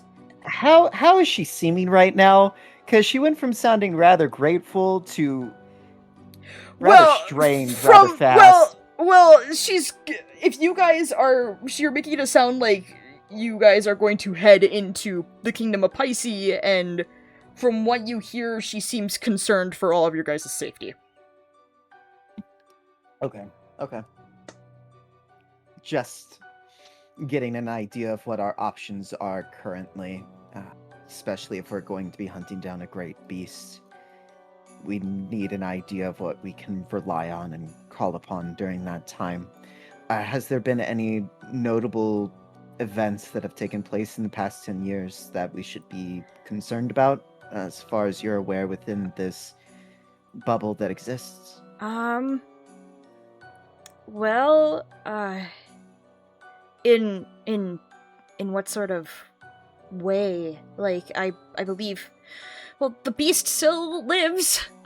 If Riven, Jesus Christ, if Riven made any attempts, if he's even thought about Passerai at all, it still lives.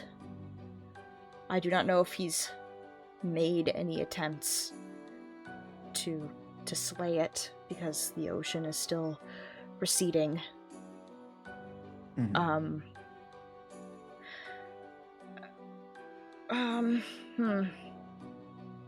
It's hard to get information of what's going on outside the bubble. Of course. I'll be honest. I don't know if Riven, I would assume, based on how obsessed he is, Riven would honestly be trying to find what he thinks is rightfully his. So maybe the people don't like him very much, and if we were to free the people from the beast, they would like us. That's an idea. From what I've heard, I think it's actually the opposite. Oh. From what I've assumed. Did they view the beast as beneficial? I wouldn't think so. It's draining the water that Piscinians call their home.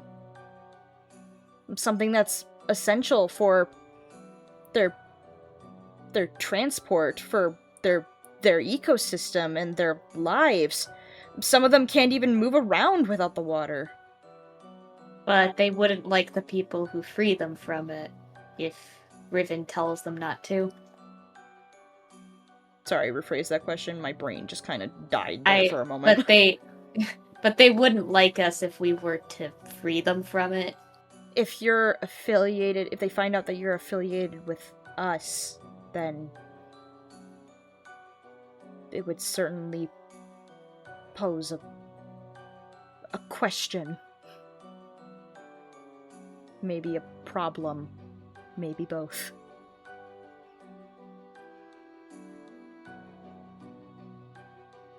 Are you guys suggesting that you guys are going to go fight the beast? I mean, we've killed 2 of them so far, so I don't see how it can be that different. Have you had any help? Yes. And you're going on your own? It's an inevitability that we're going to have to face it, so getting an idea of what we're going to be going up against before hopping in. We're still looking for as many options as can be provided. We're not immediately rushing in, I can assure you of that. That's good to know.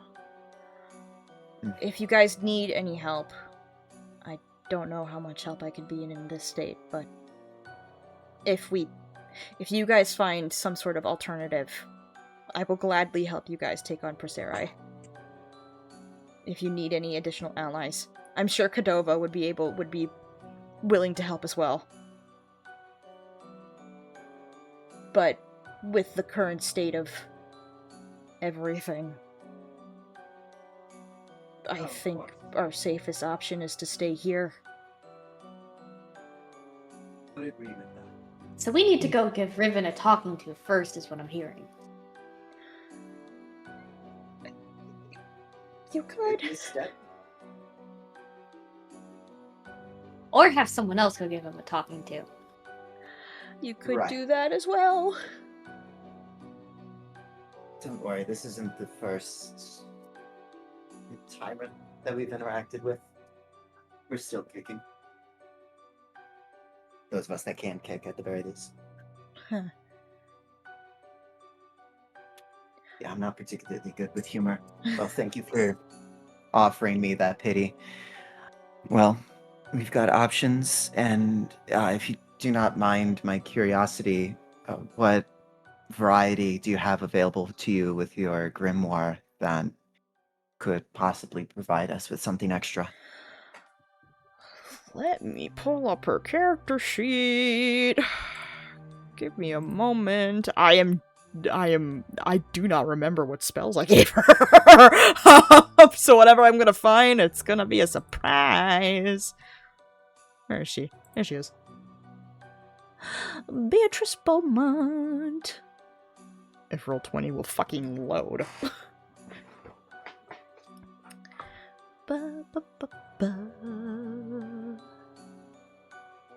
Wow, that went a lot faster than I thought it was gonna be.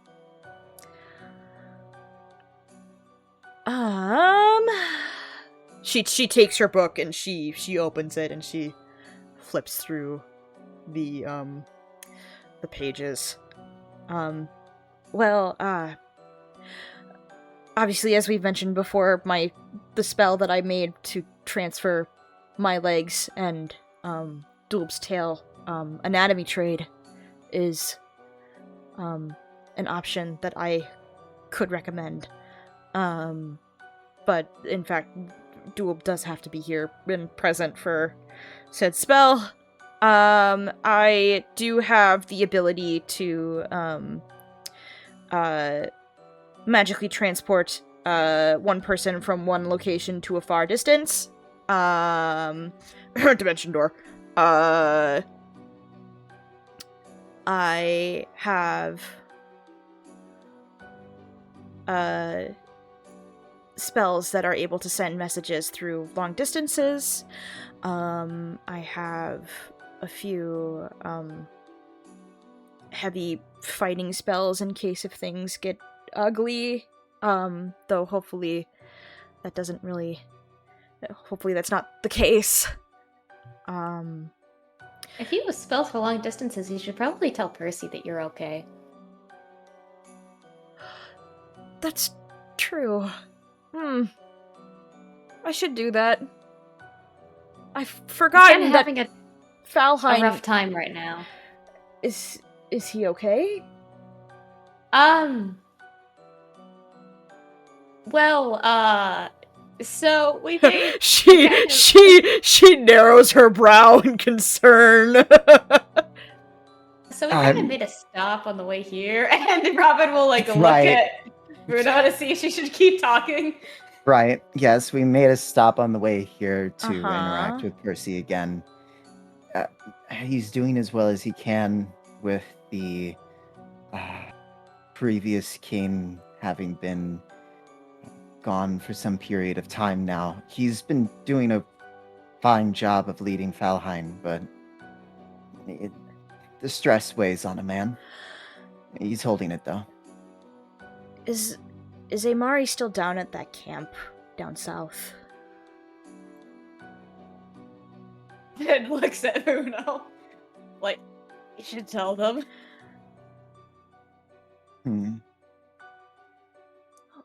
He's a man committed to his research, I'll tell him that, but he doesn't know a thing about holding a relationship with his own son. Oh, boy, I am sadly very much not in tune with the nature of the heart. That is where I am very much a novice for this type of conversation. Ooh. Last we saw, he was residing within the camp. Yes, we didn't get the chance to speak with Roll him much, deception. however. Yeah, I got you. Roll that son of a bitch. The first a little put out about again not telling anyone. But... you can roll with advantage because Robyn is helping you. Ooh, thank you, Robyn, for breaking your morals for me. I appreciate it. Robyn is not happy about it and is scowling heavily, but hey, I'm not lying, technically. We didn't get to interact with him much. Yeah, that's true. but the way that you're making it sounds like he's still alive. What do you mean? What? No. Yeah, it does. What? No. No. First roll in 3 years. If you think that I should be speaking differently, you're more than free to add in an opinion. It's that easy. You don't want to hear what Robyn would say. Oh goodness, excuse me. That's disappointing. That's gonna be a 26. God damn. Jeez. I rolled really high on insight too. Damn. Shit. That's okay. She looks at you and takes in this information, and she sits back. Well, I'm glad that Percy is holding strong. As are we. He's been doing a fine job. But that is where the nature of Valheim currently lies and stays. Things have been doing better now that more connections are being made. I wouldn't be surprised if some manner of shipments transportation is currently being made throughout the current kingdoms that we have interacted with. Mm-hmm. Well, certainly because of your efforts with slaying, I believe, 2 beasts you've mentioned, correct? Mm-hmm. Yep. That would be correct. I'm sure that whatever state of destruction they were left in, they're now being at least rebuilt to some sort of stability, which is good. Fardonyx made it impossible to be able to send messages magically, but I should actually heed your advice and send something to Percy. I hope he's not too concerned. I will let him know that you say hi. Maybe I'll check in on him and see how things are going in Valheim, because I haven't been there in quite some time. Of course. Which, on that note, we most likely should provide you the privacy with that communication. I'm sure there are some things that don't require ears that might have been on another side of a conflict at that point in time. So, thank you very much for the information, and we'll be ensuring that everyone's back up to tip-top shape here shortly. Of course. Thank you again for getting my book back, and know that if you guys need any help, we at the Grove are here. Heard and understood. Thank you. As Vuno would look to Robyn and just motion their head towards the entrance as a sort of like, are we good? Do you have anything else? Did I forget something? I met you at the palace, right? Mm-hmm. Sorry, repeat that? I never met you at the palace, right? Back in, 10 years ago? I don't think so, because I believe I was here. I think. You don't look familiar. If you were in the palace with Percy, then I must have been making my way to Pisces to be able to deliver the soul crystal, and I have been here ever since. Cool. Have some flowers. Is she just gonna, pull some flowers off her and hand it to her? She looks very surprised at the sudden gift, but she will take it. and then Robyn will happily prance out. Okay, as you guys leave, you guys suddenly hear in the air, "Golden gift! Where's the gift? We have an emergency!" As you see the 3 kids that you saw before playing with their toys and enamored by the giant animal that you guys brought on in, start running towards you guys as they know that you are allies of the Golden Gift, and they stop up right in front of the door, blocking your escape. What's going on? Please, where's the gift? We've got it's an emergency over by the shoreline. It's terrible. Well, we can go tell the gift if you tell us. You gotta see it for yourself. It's hard for me to say into words. Luckily, we have eyes, so we can certainly do that. Come on, follow me this way. You gotta hurry. And they oh shoot, sorry, I read my notes wrong. It's only one of the 3 kids, and this is the same kid that Julian gave his sandbox toys to. So oh boy, he's got the bucket on his head. Yeah, okay. This is how we recognize him once he dies. It's like, oh, this is the corpse. Oh shit, his corpse just has the bucket on his head. Yeah. What a way to die. He leads you over towards the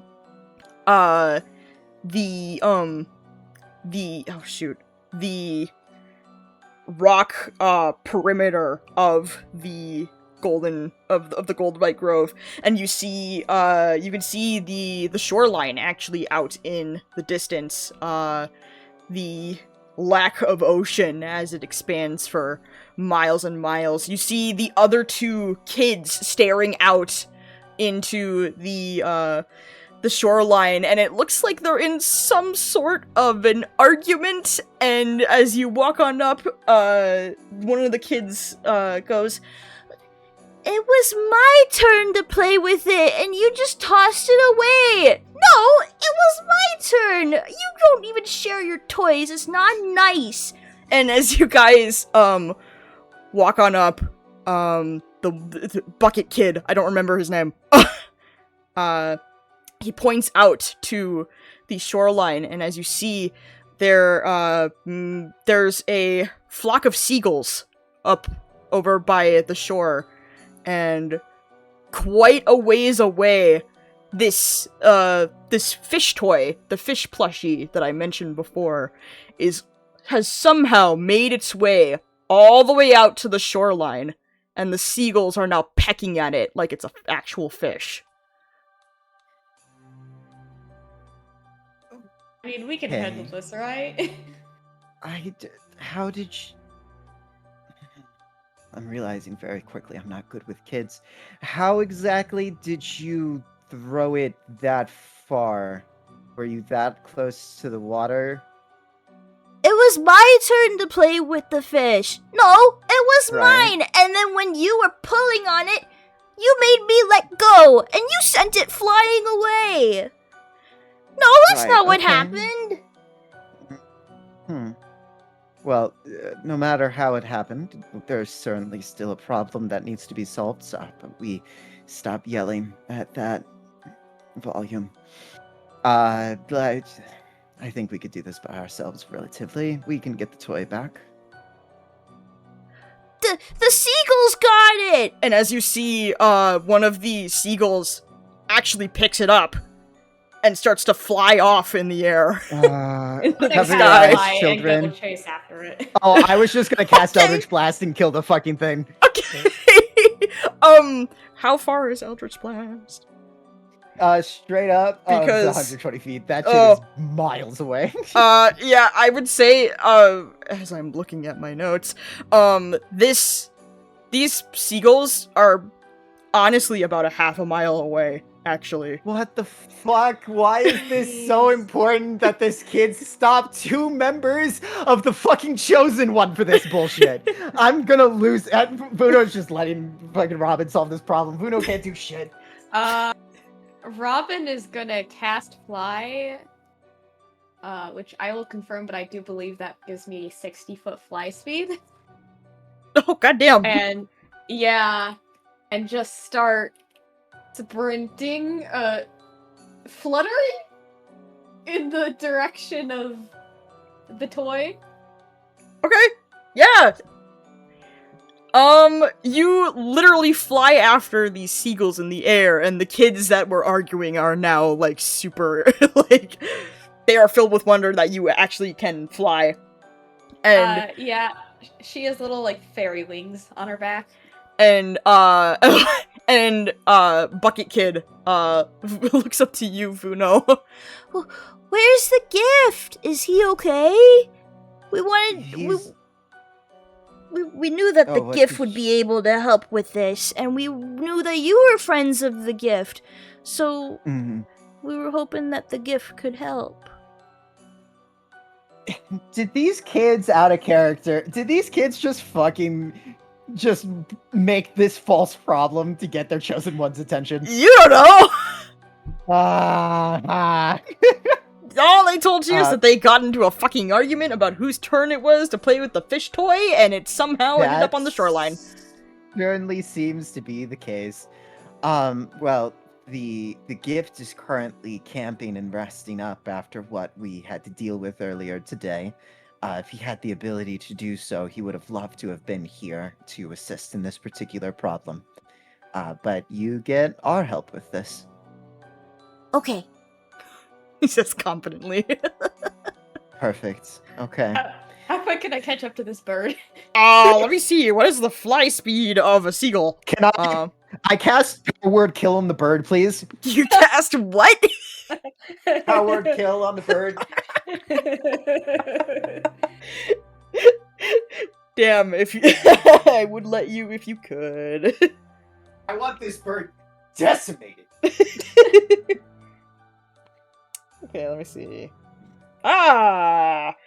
The seagull has a fly speed of 60 feet. Oh no, we're equal. So, if, actually, let me... Are you trying to catch up to the seagull, like, to make yourself unaware of your presence? Try and get the jump on it? Is Robyn stealthy is the real question. I would say in this situation... I do not think she is. Okay, so if you are not stealthy and you, are literally just flying up to the seagull to be able to get this toy, I feel like the seagull would obviously notice you as they're easily, what's the word? Startable? Yeah. Yeah. And is starting to, fly away from you. How far are they from me? That's a damn good question. I'll say that you've made it in at least maybe, like, 30 feet away, so that some of your spells are in range in case if you wanted to attack. I would like to Ray of Frost, please. Okay! Go ahead and roll it. We're killing the birds. Decimating the bird population. Death. 15 to hit. 15 hits! Roll damage! So that's gonna be 8 cold damage, and its speed will be reduced by 10 feet. It fucking dies! It's a seagull! I just wanted to slow it down. No, it fucking dies! It's a seagull!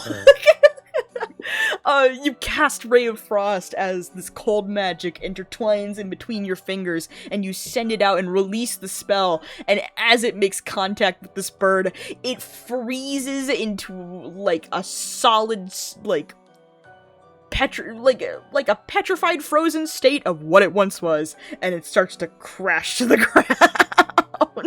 I'm gonna try to hide the dead bird from the kids. They see you attack it from the sky, and they're like, whoa! Like they're watching fireworks on the 4th of July. Yeah, wasn't that pretty cool? Hold on, I've got some more stuff here that I can show you. As, like, trying to draw the kids' attention, Bruno's just gonna cast disguise self on themselves and make themselves look like Doolb. The gift was here the entire time!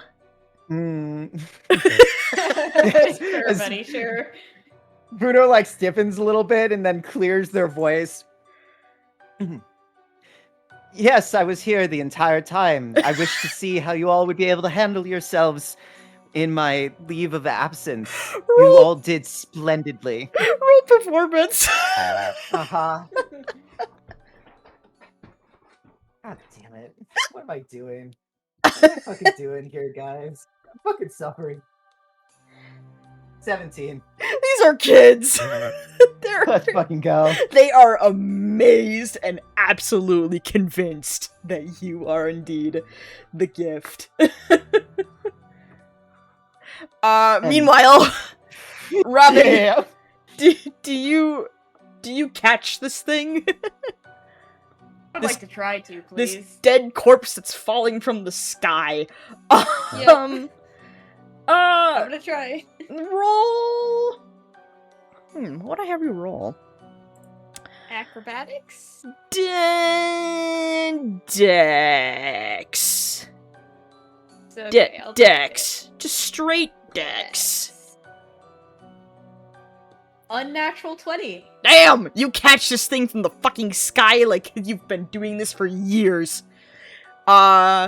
And as you, fly down to wherever you decide to land, whether it be, like, right here on the shoreline, or whether it be, I will fly down in front of the children. Okay, you have the pose. You have the frozen corpse of a bird in your hands? Oh, no, I didn't mean with the bird. I meant with the bird will get, I think she will set down with further away. Okay, well, with using ice magic, you as you fly down, you realize that with how powerful your spell was on such a measly creature, the toy actually froze with it.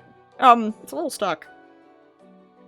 So I will summon a little bit of fire from my firebolt to try to warm it up a bit. Okay, you warm it up like you're cooking a fish. Yeah. I'd say I'm thawing it. Yeah, you'd be able to melt this whole thing down, and you successfully retrieve said toy. I will present it with a flourish. The kids applaud. Thank you. Thank you so much. We're not allowed to leave the grove, and if that toy would have been lost forever without you guys. Happy to help.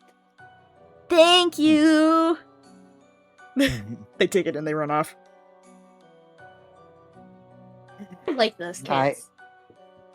That's such a fascinating way to describe that entire encounter.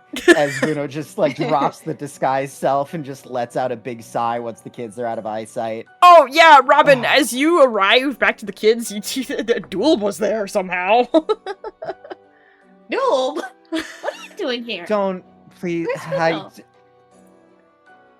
Vuno returned back to the camp to relay the information that was gathered, and I decided to take a peek on how everyone was doing. How are you doing? Great. Thanks for asking. That's lovely. Now, how about we return back to the camp, and I'll just go a little incognito as like a little hood just flips up over the head, and we just make our way back. your own hood that Doolb does not actually have, and it fades through your illusion, and Robyn just doesn't see jack shit. What are you holding? Excuse me? You're holding something. I can tell you've been doing it in your hand. What are you holding? Is this some sort of weird, like, water magic?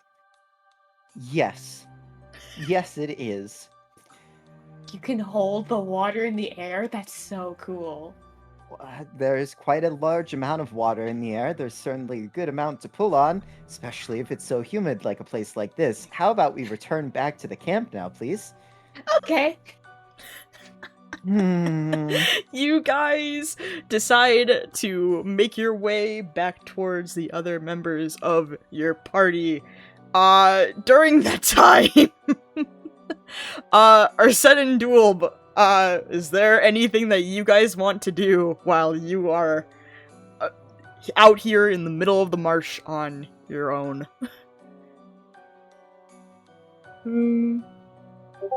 I might start. Anything specific to talk about?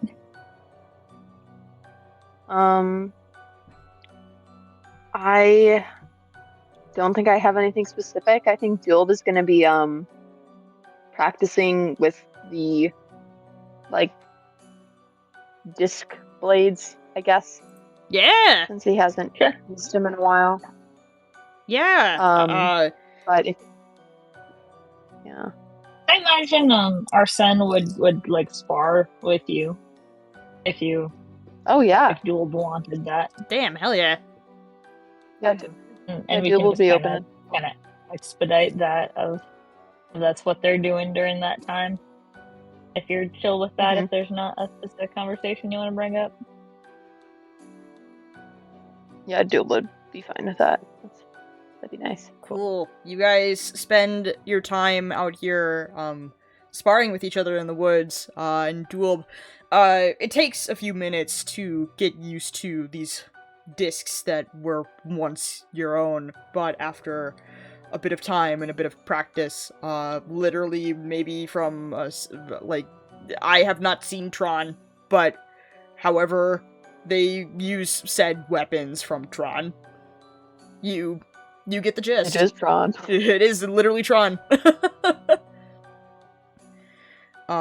You are able to get comfortable dual wielding both of these. You're able to use them as defensive weapons, being able to block attacks. You're able to throw said weapons, and they are able to magically return to you. After a brief, maybe slightly longer than you thought would take moment to wait for the rest of your friends to arrive, Robyn and Vuno, as you guys are making your way back, you hear the sounds of combat, and it scares you for a moment, because maybe, oh my god, are my friends dying while we're trying to retrieve a literal fish plushie for a group of kids. But as you walk back up and meet with the rest of your companions, you see that it is just Arsene and Doolb sparring with each other, and everything's fine.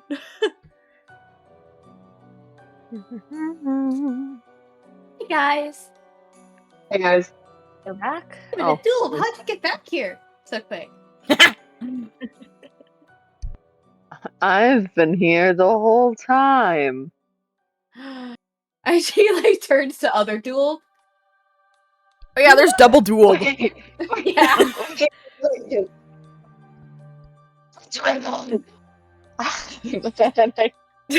I don't think Carson's here right now. Oh, Doolb's not back up. I killed Prince Riven.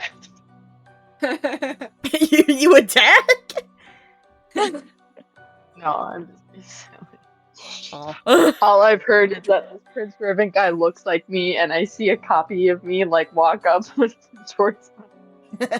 I'm like, kill him. But no, I wouldn't kill him. Huh, wait, he can't be me. He has a hood on. He has a hood on, and I'm not that angsty. I mean, I am, but I'm not hourly angsty. Yeah. Oh my gosh. Boink, boink, boink. Well, Robyn will have comments when not Doolb returns. When not Doolb. When not Doolb returns. Crazy. So, good news, bad news. News, they will help us kill the big scary beast. Oh, great. Bad news, they won't do it until the whole Riven situation's taken care of. Oh. I feel like we needed to do the beast in order to get to Riven, but now we need to get to Riven before we do the beast. Yeah. I mean... She did say that maybe it might help if you had your tail, so I don't know if that would be the case, but... Do you think your tail has super cool, like, mermaid powers?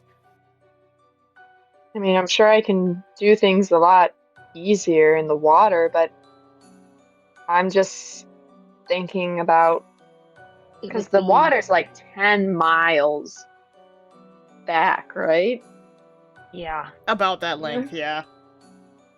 Like, I'm just trying to think, like, how... A far trek. Yeah. I could cast Fly on you. You could. I mean, I know... Did she mention if she has any way to transport a single person? You could ride on Marsh the way there. They were making a wheelchair. Oh, you guys could wheel me all the way 10 whole miles. Or we take a wheelchair and turn it into a motorcycle. What are those things called? No, not a motorcycle. A chariot. A chariot. Yeah. But I can't stand up because I don't have legs. Well, you could still sit in it. I can sit in a chariot, but yeah, I guess so. I guess it would be more like a carriage. Yeah. I mean, I know she mentioned she has a lot of spells in her book. She might have a way to make it easier for us to get to the water line. She did say that she had a sort of like transportation spell, but it didn't sound like it was as far as the water line. Oh, okay. I mean, this is, yeah. I mean, if we are going to do this, I'd say we should do it now. I mean, I can't imagine going somewhere, changing our minds, and then coming all the way back here. I think the longer we're here, the more we put these people in danger. I would agree with that. Right? Oh, hey, other dude, welcome back. Well, hi. Is that you, Vuno?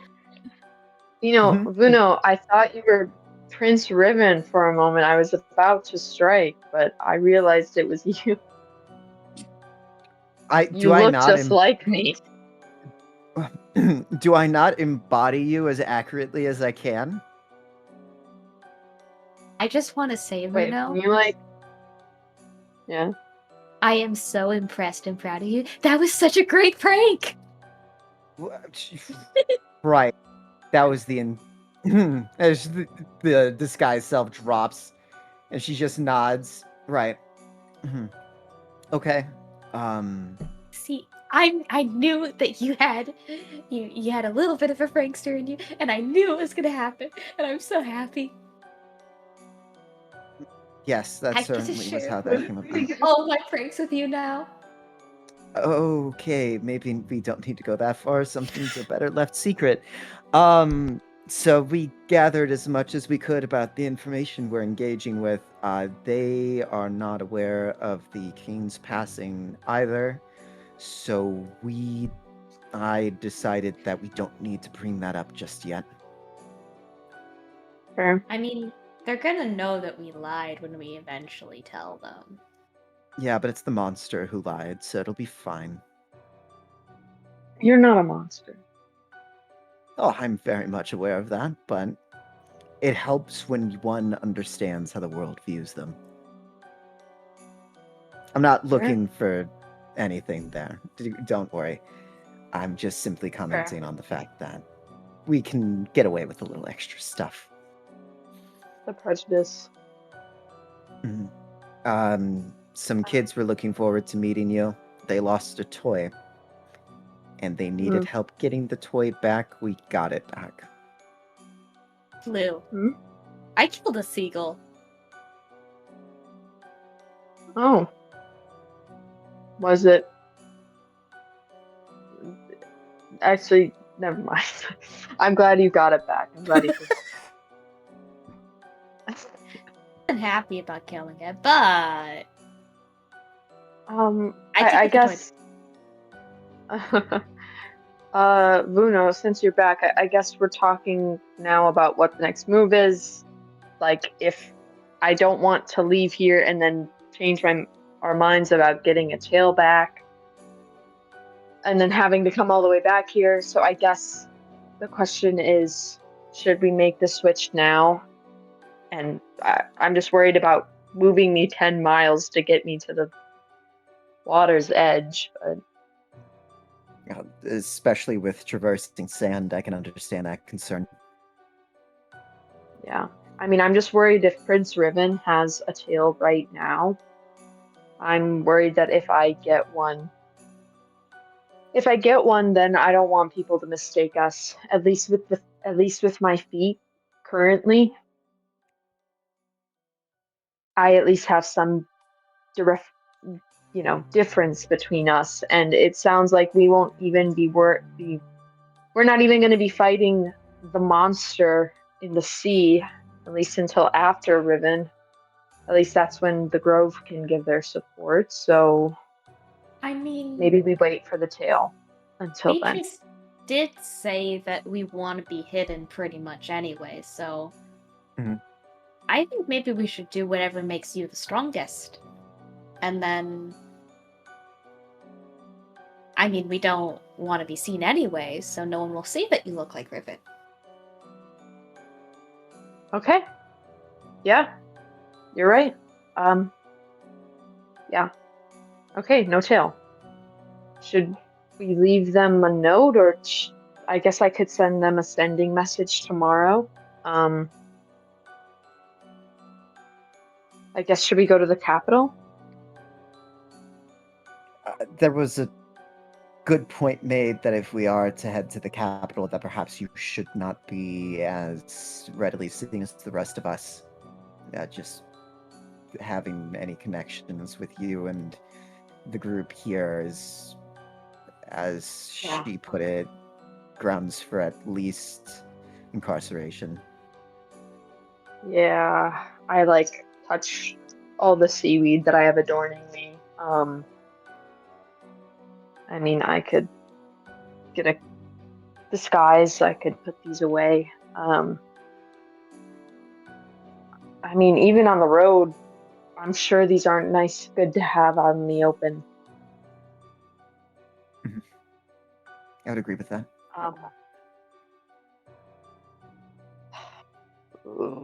Doolb does not like that idea of taking them off.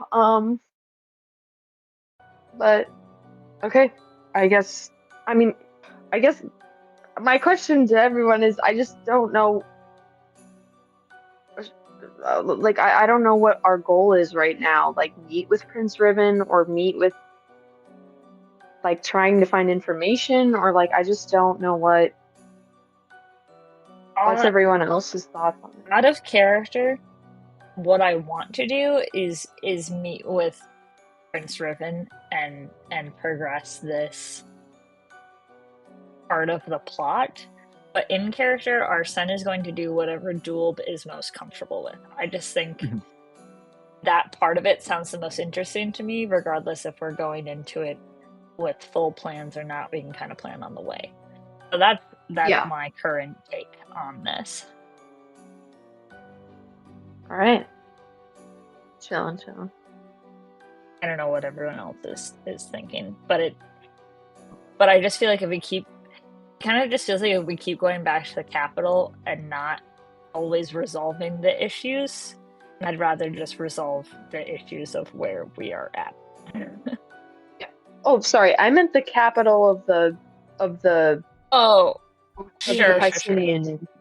Sorry, no, I did not mean we could do that.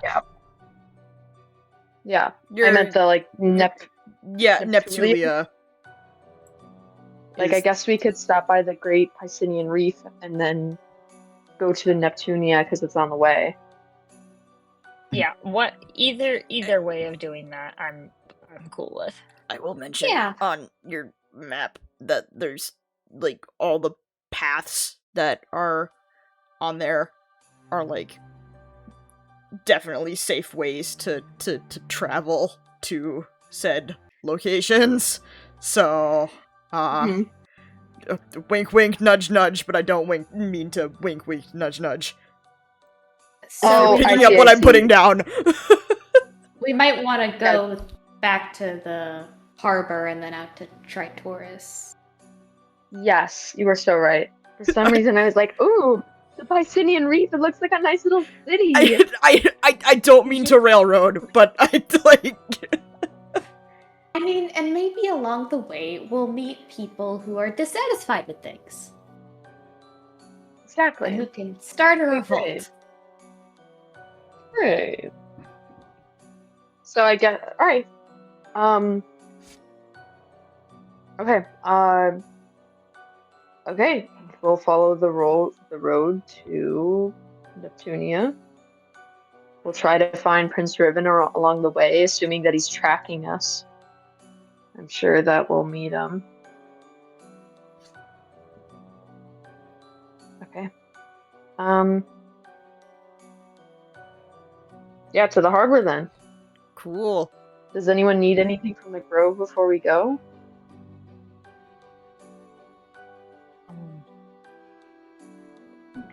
I'm fine. As I'll ever be.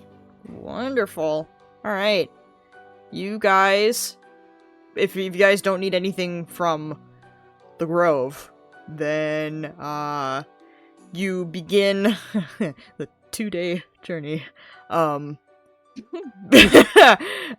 Back to the harbor. How we feeling? How we hanging? Do we want to take a break and go on? Do we want to end here? Yeah, what are people thinking of? Well, what time are we planning to stop at?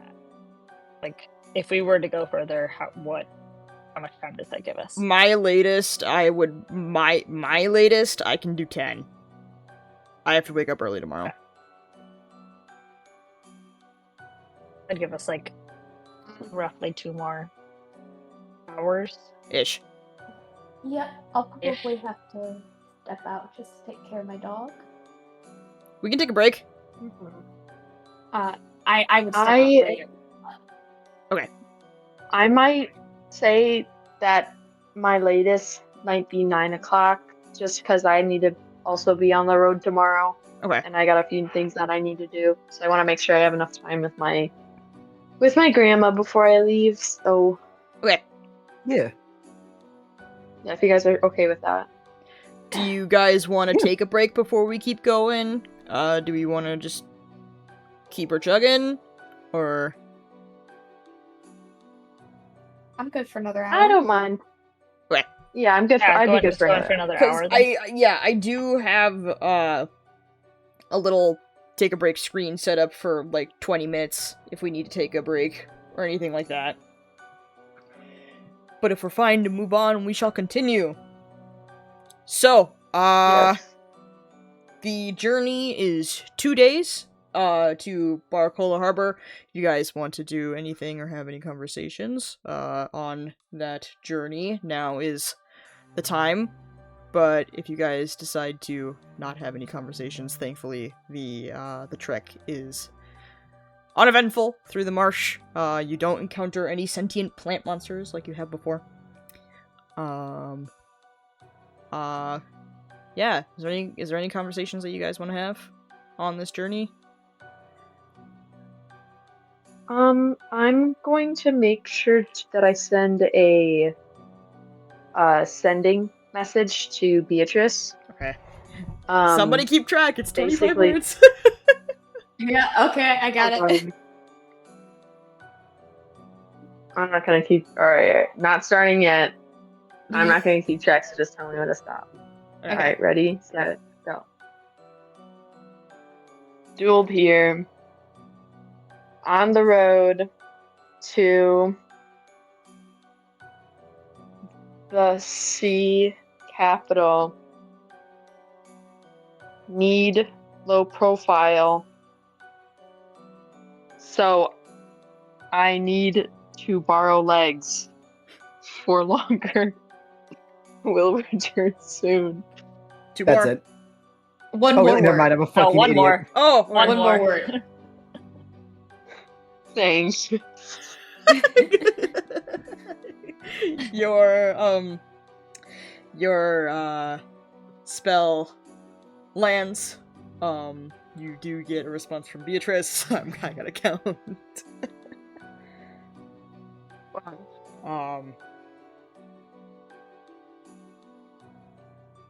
Was wondering where you went. Stay safe. We'll be here if you need help. That's it. Guys, I kind of feel a little bit... I feel bad.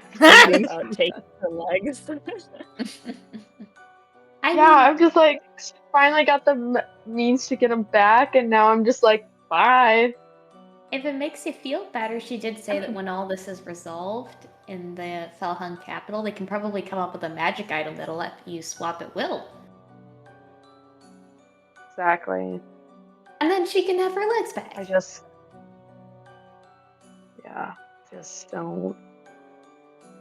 don't know. I just don't know if that was the right call or not.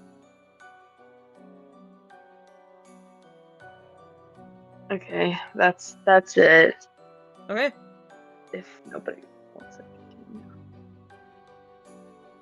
If nobody wants any other conversations or anything like that, you guys return to the harbor. Let me change the music, because I have a song.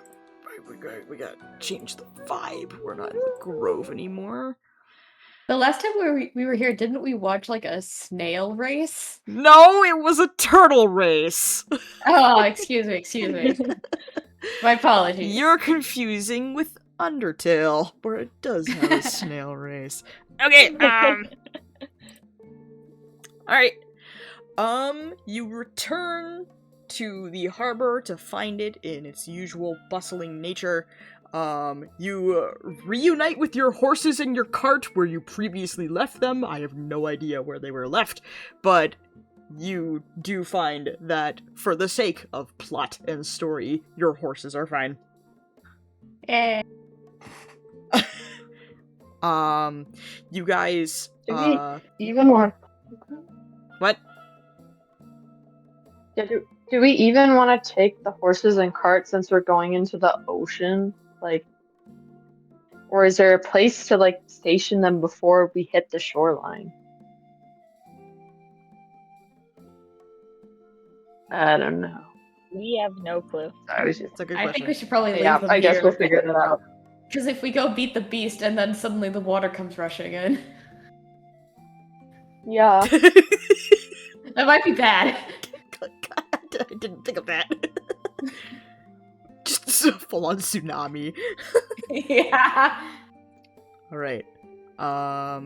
You guys, if you guys decide to leave your horses at a place, or try to find a place, I'd assume you'd try and bring them into the village to see if you can find a spot to, leave them.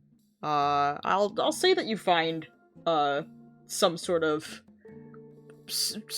stables establishment somewhere in the center of the town, where you can leave your horses for a few days for a charge.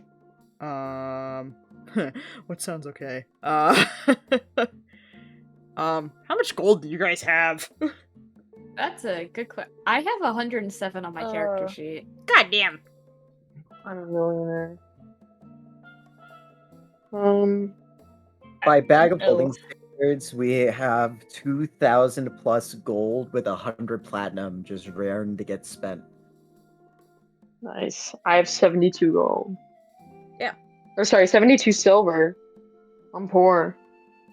Oh, why I have gold on my sheet? I have no idea how much I have. Okay, I've actually looked up the official Dungeons and Dragons rules. We're just gonna go off with what Google AI says. To leave your horses here for a select amount of days, each day is going to cost 5 silver pieces. Easy.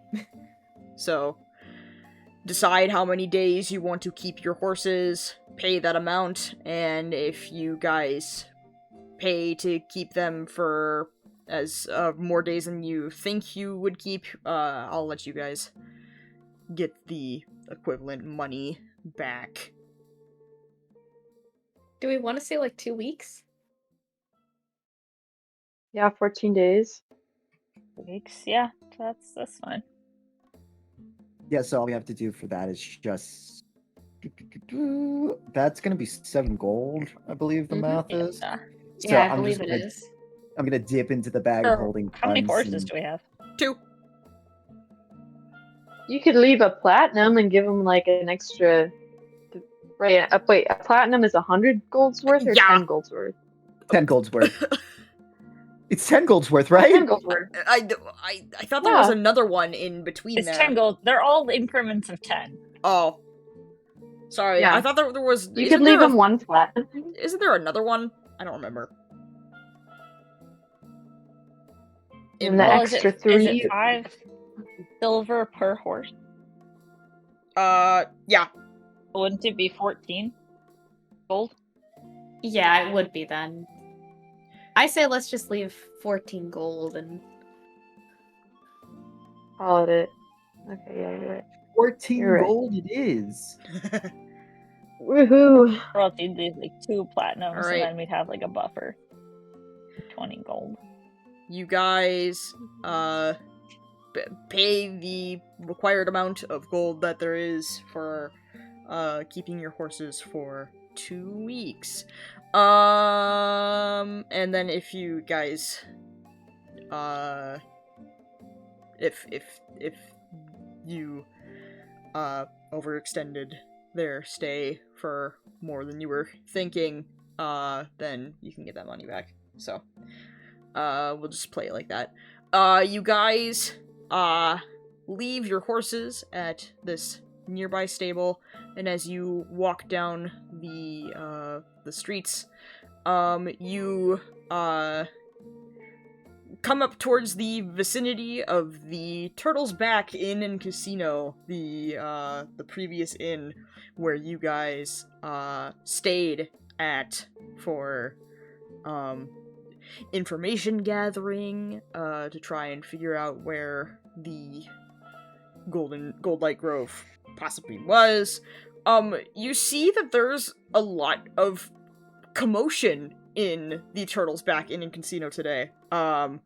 More than there was previously, actually. Maybe there's something going on there, if you guys decide to go on in, but if you guys decide to pass on by, you won't know. But it looks like they've got some sort of event going on. Everybody's having a good time, but if you guys decide to pass on by, you guys can head to the water if you wish. I'm kind Robyn would... Oh, sorry, you go. Go, Robyn. Robyn would start to go and then reluctantly look back at everyone else and kind of walk along with wherever everyone else is going.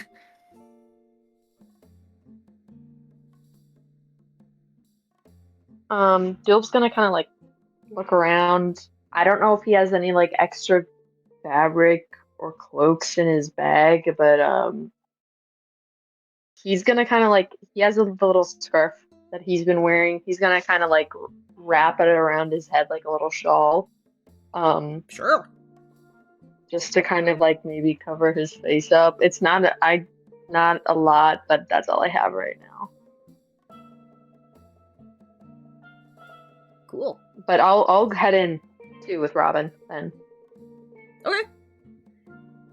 You guys enter back to the familiar scenery of the Turtle's Back Inn and Casino. They have tables everywhere for patrons to enjoy food, beverages, alcohol. There's tables where you can play card games and stuff, and then there's the familiar back area where the Turtle's Back turtle race gambling event that they host once a day is back there. You all walk in and you see that the tavern space has been set up for some kind of celebration, and you see that there are these red banners that are draped across the ceiling. Patrons are having a good time, not like getting like wiped out, blasted drunk, having a good time, but enjoying the party, having a good time. And as you walk on in, you see a majority of the celebration is actually taking place outside where the Turtle's Back racetrack is. But, you guys head on in. You are met with lots of patrons, enjoying food, enjoying games, having a good time. So, yeah.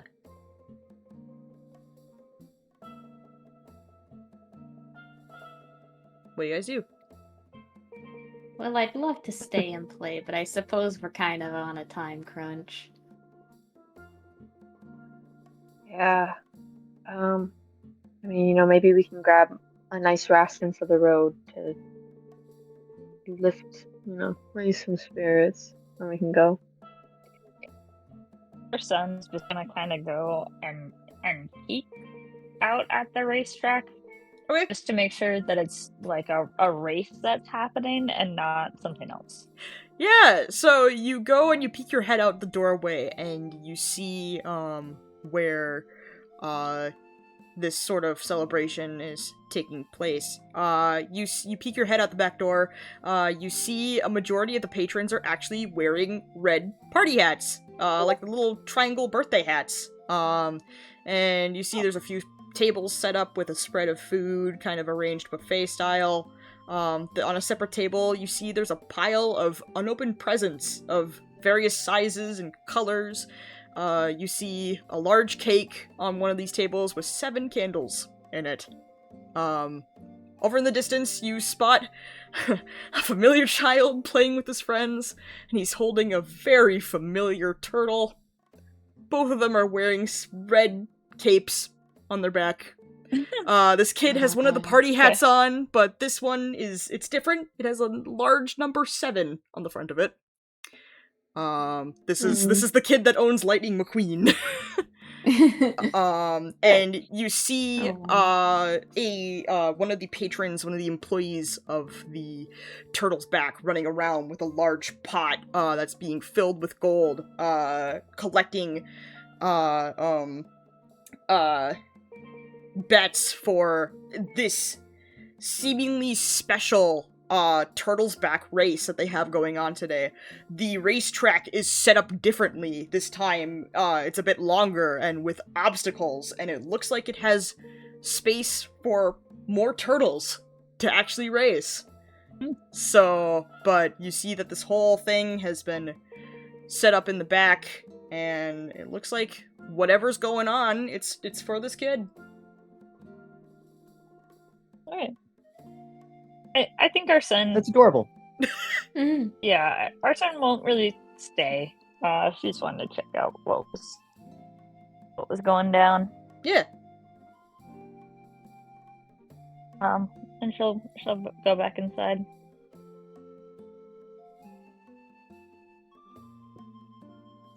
Cool. What do you guys want to do? Right. Yeah, any... Grab some food and then let's split. Anything? Sure. Sounds like there's some sort of special race for this kid's birthday. You don't know what her birthday is? Yes, I do. Are you sure? I think so. Your memory's been completely wiped. Yeah, but you know that you get old. I don't think you'd forget a birthday. You know that you get older. Yeah, but do you know that you celebrate this occasion when you get older? Yeah, I think so. The birthday. Okay. What? I mean, what? I think so. I was gonna say you're the DM. You're the. Yeah, you can tell me if I don't know what that is. My memory is the worst of them. I don't mean to to kick yourself under the bush, but everything's been wiped essentially. So I feel like you guys would. This is your first time. Instead of saying birthday, I just say party. Okay. Celebration. Yeah. But yeah, I feel like you guys haven't experienced a birthday yet, so. I mean, don't even know when our birthdays are. There's for some reason this kid is wearing like a hat with a number 7 on it, but I don't really know. Maybe he has 7 turtles.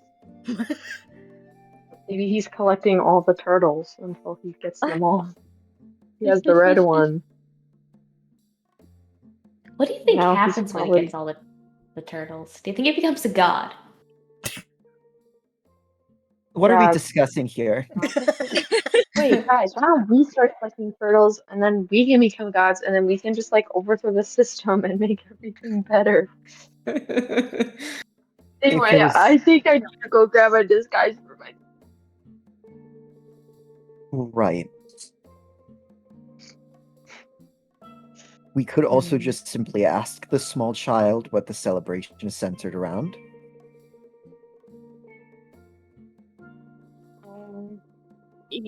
I mean, I guess we could, but then it won't be. Are we staying here that long? I mean, I assume we're not part of the celebration. I don't want to impose. Fair enough point.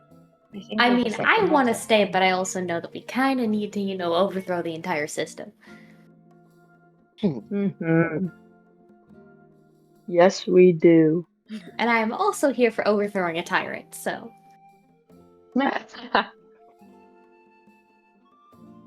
Fair. Okay. Well, I might pay for some. I mean, is this just an inn, right? Yeah. I might pay like a little bit for some rations for the party for our journey, and then you guys get takeout. Oh yeah. We get takeout. We get a nice takeout for our first night on the road. And if they could point me in a direction of like a tailor's, so I could like maybe get a hood or just something to cover up the vines I have on me, and maybe something to,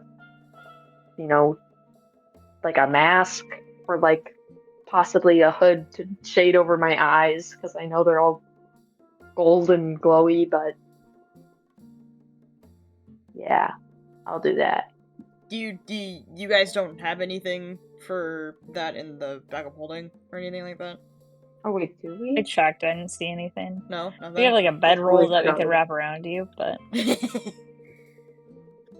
turn yourself into a burrito.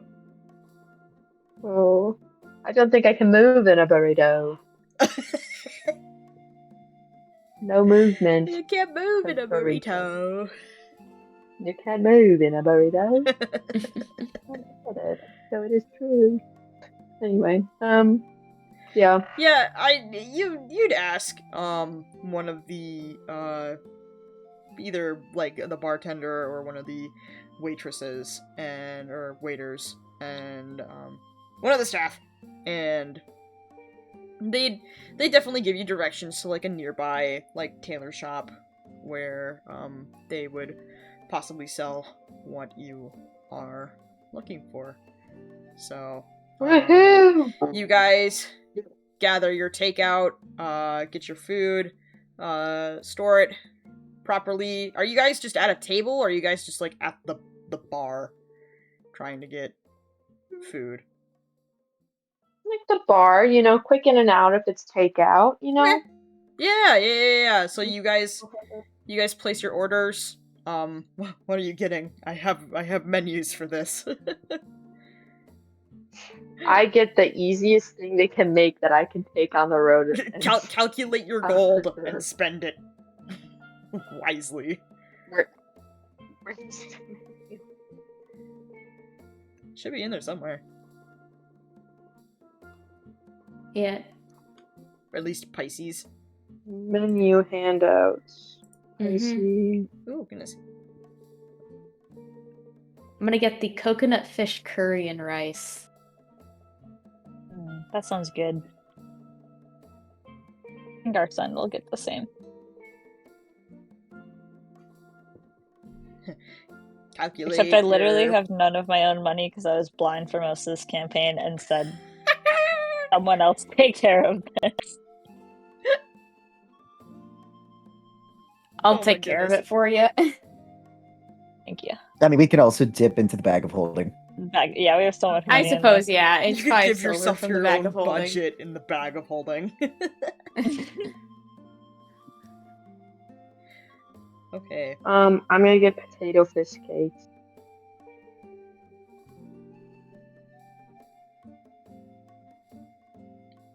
Cool.